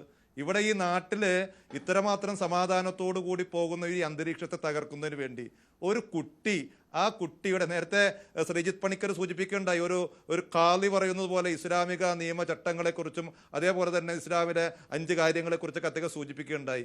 ഇവിടെ ഈ നാട്ടിൽ ജീവിക്കുന്ന പ്രിയപ്പെട്ട ആങ്കർ മഞ്ജുഷ് ഗോപാൽ ഉൾപ്പെടെയുള്ളവർക്കറിയാം, മുസ്ലിം സമുദായത്തെ സംബന്ധിച്ചിടത്തോളം, മുസ്ലിം സ്ത്രീകളെ സംബന്ധിച്ചിടത്തോളം അവരുടെ തലമറക്കുക എന്നുള്ളത് അവരുടെ മതത്തിൻ്റെ അനുഷ്ഠാനമാണ്. മുസ്ലിം സ്ത്രീകൾ തലമറക്കാറുണ്ട്. ആ തലമറക്കുന്നതിനെ എന്തോ വലിയ ഒരു തീവ്രവാദ പ്രവർത്തനമായി ആ തലമറച്ചുകൊണ്ടൊരു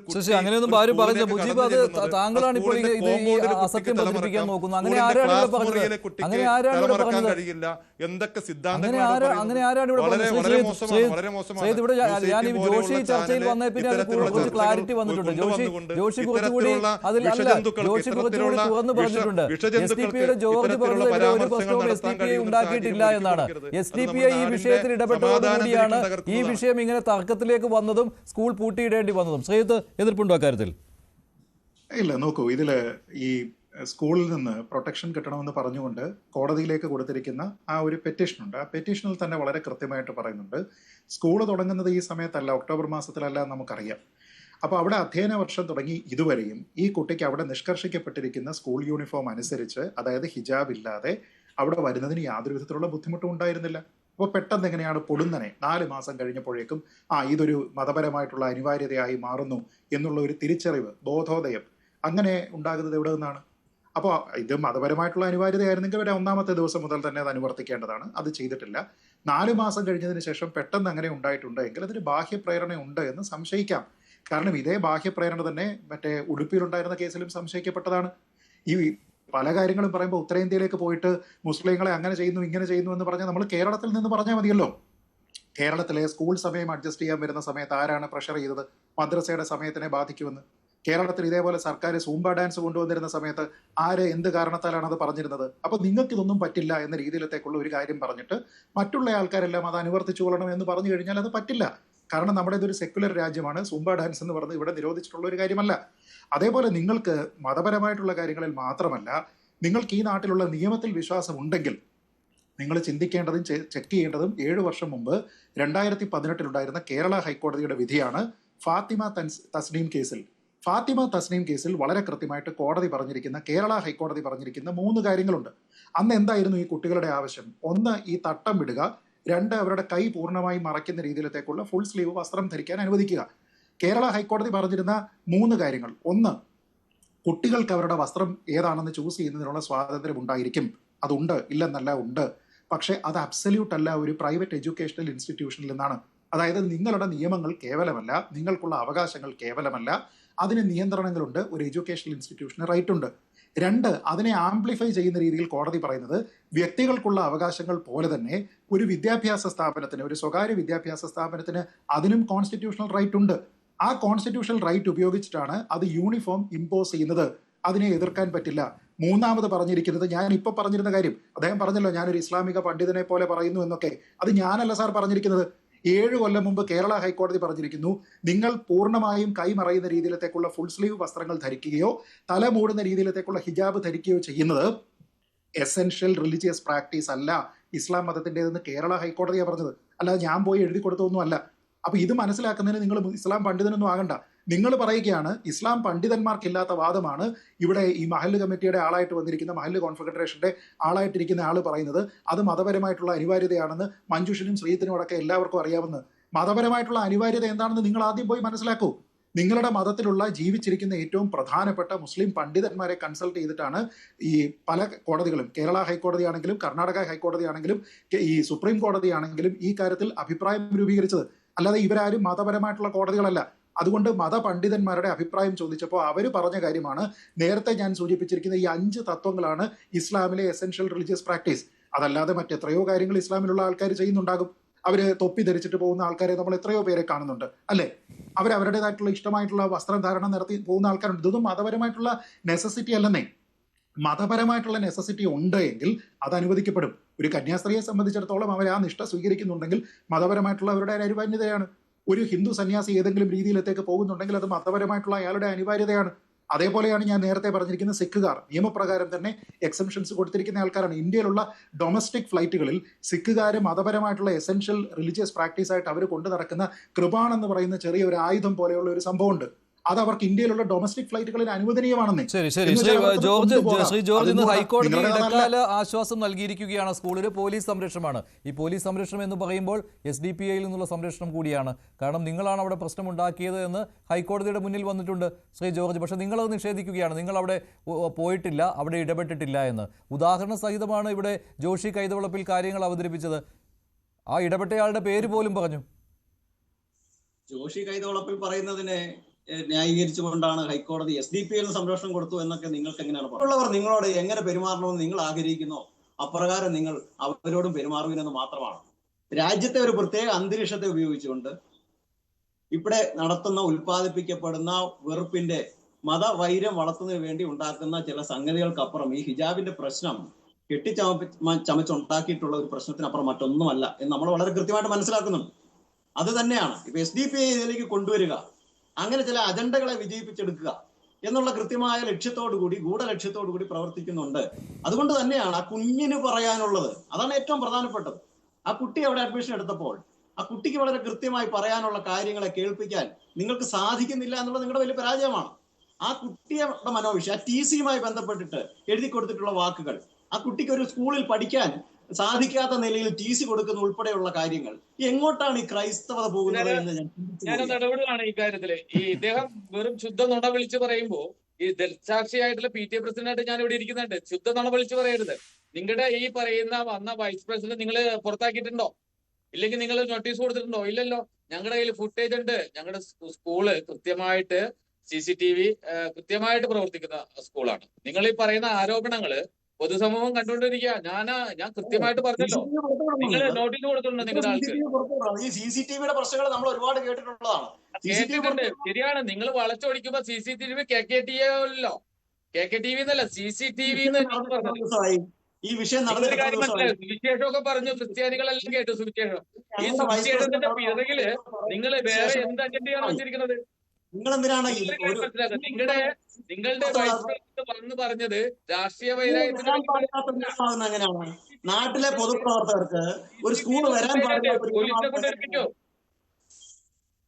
2018 കോടതി വിധിയെ മാനിക്കാൻ ഇവിടെ SDPI ആണെങ്കിലും മഹല്ല് കോൺഫെഡറേഷൻ ആണെങ്കിലും തയ്യാറാകുമോ എന്നുള്ള ഒരൊറ്റ ചോദ്യമേ ഉള്ളൂ. വളരെ കൃത്യമായിട്ട് ആ കാര്യങ്ങളെല്ലാം കോടതി അഡ്രസ് ചോദ്യമാണല്ലോ ശ്രീ ജോർജ് മുണ്ടക്കയം. നിങ്ങൾക്ക് അറിയാവുന്നതാണല്ലോ 2018 ഹൈക്കോടതി അറിയാൻ പാടില്ലാത്തതല്ല. അപ്പോൾ അതിൽ നിന്ന് വ്യത്യാസമായി എങ്ങനെയാണ് സ്കൂൾ മാനേജ്മെന്റ് പ്രവർത്തിച്ചത്? അവർ പ്രവർത്തിച്ചിട്ടില്ല. അതുകൊണ്ട് തന്നെയാണല്ലോ താൽക്കാലിക ആശ്വാസമായി അവർക്ക് ഇന്ന് ഇടക്കാല വിധി നൽകിയതും ഹൈക്കോടതി. അപ്പോൾ അത് നിങ്ങൾക്ക് അറിയാവുന്ന പ്രശ്നമാണ്. അപ്പോൾ മനഃപൂർവ്വം നിങ്ങൾ പ്രശ്നം ഉണ്ടാക്കുവാൻ വേണ്ടി അവിടെ പോയതാണല്ലോ. മഞ്ജുഷ, സ്കൂൾ മാനേജ്മെന്റ് നിയമപരമായിട്ടാണ് ആ കുട്ടിക്ക് ഹിജാബ് ധരിക്കാനുള്ള അനുമതി നിഷേധിച്ചിട്ടുള്ളതെങ്കിൽ ആ കുട്ടിയുടെ രക്ഷകർത്താവ്, ഞാൻ ആ ലൈവ് കഴിഞ്ഞ ദിവസം കണ്ടിരുന്നു, ആ ലൈവിൽ എൻ്റെ കുട്ടിയെ ഞാൻ ഈ സ്ഥാപനത്തിൽ നിന്ന് TC വാങ്ങിച്ച് കൊണ്ടുപോകാൻ ഞാൻ തയ്യാറാണ്. നിങ്ങൾ ഒരേ ഒരു കാര്യം ചെയ്താൽ മതി. എൻ്റെ കുട്ടി മറ്റൊരു സ്ഥാപനത്തിലേക്ക് ചെല്ലുമ്പോൾ ഒരു സ്കൂളിൽ നിന്ന് പറഞ്ഞയച്ചതിൻ്റെ കാരണം അവിടെ ബോധിപ്പിക്കണമല്ലോ, പഠിച്ചിരുന്ന കുട്ടി. അദ്ദേഹം പറഞ്ഞു, നിങ്ങളൊരു വെള്ളക്കടലാസിൽ ഈ സ്കൂളിൽ ഹിജാബ് ധരിച്ചുകൊണ്ട് ക്ലാസ്സിൽ പ്രവേശിക്കാൻ കഴിയില്ല, ആയതുകൊണ്ട് നിങ്ങൾക്ക് TC തരുന്നു എന്ന് നിയമപരമാണെങ്കിൽ ഒന്ന് എഴുതി കൊടുക്കുന്നതിന് എന്താ ബുദ്ധിമുട്ട്? പക്ഷേ ആ സ്കൂൾ മാനേജ്മെന്റ് അതിന് തയ്യാറായിട്ടില്ല. ഈ സ്കൂളിന്റെ നിയമം അനുസരിച്ച് ഇവിടെ ഹിജാബ് ഇട്ട് വരാൻ കഴിയില്ല. കൊടുക്കുന്ന കാര്യങ്ങളാണ് അദ്ദേഹം പറയുന്നത്. പലചരക്ക് കടയിൽ നമ്മൾ ലിസ്റ്റ് കൊടുക്കാൻ പറയുന്നതാണോ? അല്ലെ ബിരിയാണി വെക്കുമ്പോ ബിരിയാണിക്കാർ ഒരു ലിസ്റ്റ് വെള്ള പേപ്പർ കൊടുക്കുന്ന പലചരക്കടയിലെ കാര്യമല്ല പറഞ്ഞത്, സെന്റ് റീത്താസ് സ്കൂളിന്റെ കാര്യം പറഞ്ഞത്. താങ്കൾ ഇപ്പോ പലചരക്കടയിലെ കാര്യങ്ങൾ ചിന്തിക്കുന്നുണ്ടാവും. ഞാൻ സ്കൂളിന്റെ കാര്യം സൂചിപ്പിച്ച. അതെ, നിങ്ങൾ പറഞ്ഞു വരുന്നത് മറ്റേ പേപ്പറിൽ എഴുതി കൊടുക്കാൻ പറയാം. എന്താണ് നിങ്ങൾ ഉദ്ദേശിക്കുന്നത്? എന്താ ഉദ്ദേശിക്കുന്നത്? ഇവിടെ ഞാനൊരു കാര്യം ചോദിക്കട്ടെ, TC അങ്ങനെ ചോദിച്ചിരുന്നോ ജോഷി? ഒരു സ്കൂളിലോ ഒരു കോളേജിലോ ഒരു സ്ഥാപനത്തിലോ ഒരു കുട്ടിക്ക് അവിടെ പഠിക്കുന്നതുമായി ബന്ധപ്പെട്ടുകൊണ്ട് നിങ്ങൾക്ക് ഈ പറയപ്പെടുന്ന രീതിയിൽ നിഷ്കർഷിക്കാവുന്ന കാര്യങ്ങൾ സൂചിപ്പിക്കുന്നുണ്ടെങ്കിൽ ഈ ചട്ടം അനുസരിച്ചുകൊണ്ട് ഈ കുട്ടി ഇവിടെ ഹിജാബ്, അതിന് വിരുദ്ധമായ രീതിയിൽ ഹിജാബ് ധരിച്ചു വരുന്നു, അതുകൊണ്ട് ഈ കുട്ടിയെ പഠിപ്പിക്കാൻ കഴിയില്ല എന്ന് പറഞ്ഞുകൊണ്ട് ആ TCയിൽ ഒരു കാരണം ബുദ്ധിമുട്ട്. സാധാരണ സ്വഭാവ ദൂഷ്യത്തെ കുറിച്ച് അതല്ലെങ്കിൽ ബന്ധപ്പെട്ടുകൊണ്ട് ആ സ്കൂൾ മാനേജ്മെന്റിന് ഉണ്ടാകുന്ന ബുദ്ധിമുട്ട് അത് രേഖാമൂലം കൊടുക്കാറുണ്ട്. സംസാരിക്കാമെന്ന് പറഞ്ഞിട്ടുണ്ട്. അനസ് ആ കുട്ടിയുടെ പിതാവ് തന്നെ സംസാരിക്കാമെന്നാണ്. രാവിലെയും അദ്ദേഹം സംസാരിച്ചിരുന്നു. അദ്ദേഹത്തെ ടെലിഫോണിൽ വിളിച്ച് ചോദിക്കാം അത് എന്താണെന്ന്. രേഖാമൂലം എന്റെ കുട്ടിക്ക് TC വേണമെന്ന് രേഖാമൂലം കൊടുത്തെങ്കിലേ സ്കൂളിന് റെസ്പോണ്ട് ചെയ്യേണ്ട. ശരിയാണ്. ജോഷി അങ്ങനെ ഉണ്ടായിട്ടുണ്ടോ? വാക്കാൽ പറഞ്ഞാൽ ഇതിന് TC കൊടുക്കുന്നത്.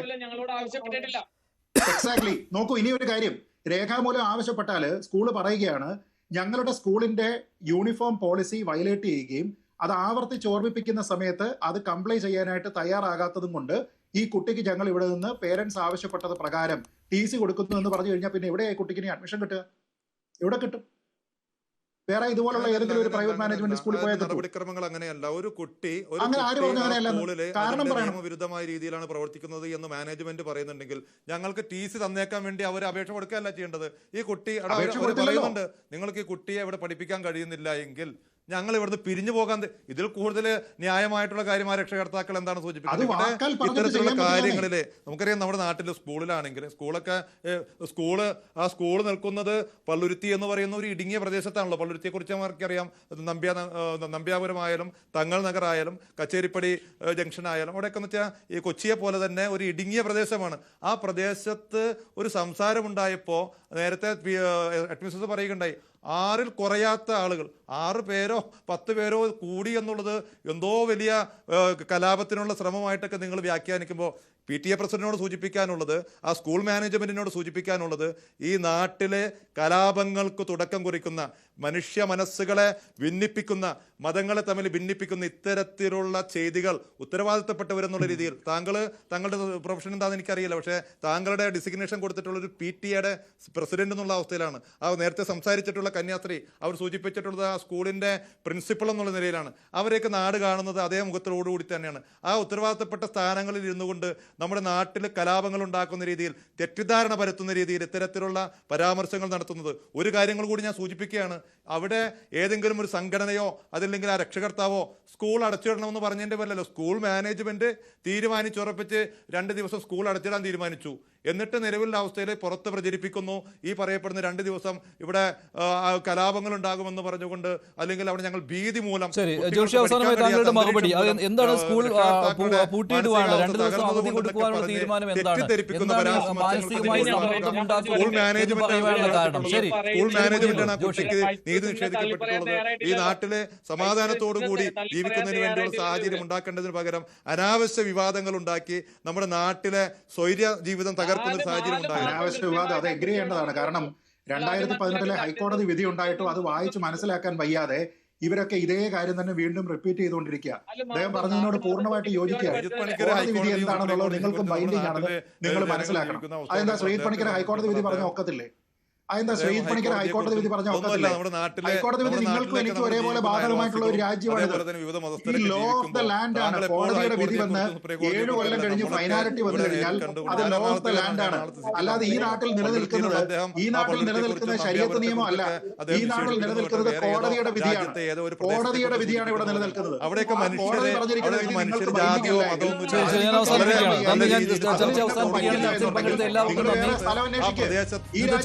കൊച്ചിയിലെ സ്കൂളിലെ ഹിജാബ് വിവാദം, സ്കൂളിന്റെ നടപടി ശരിയോ?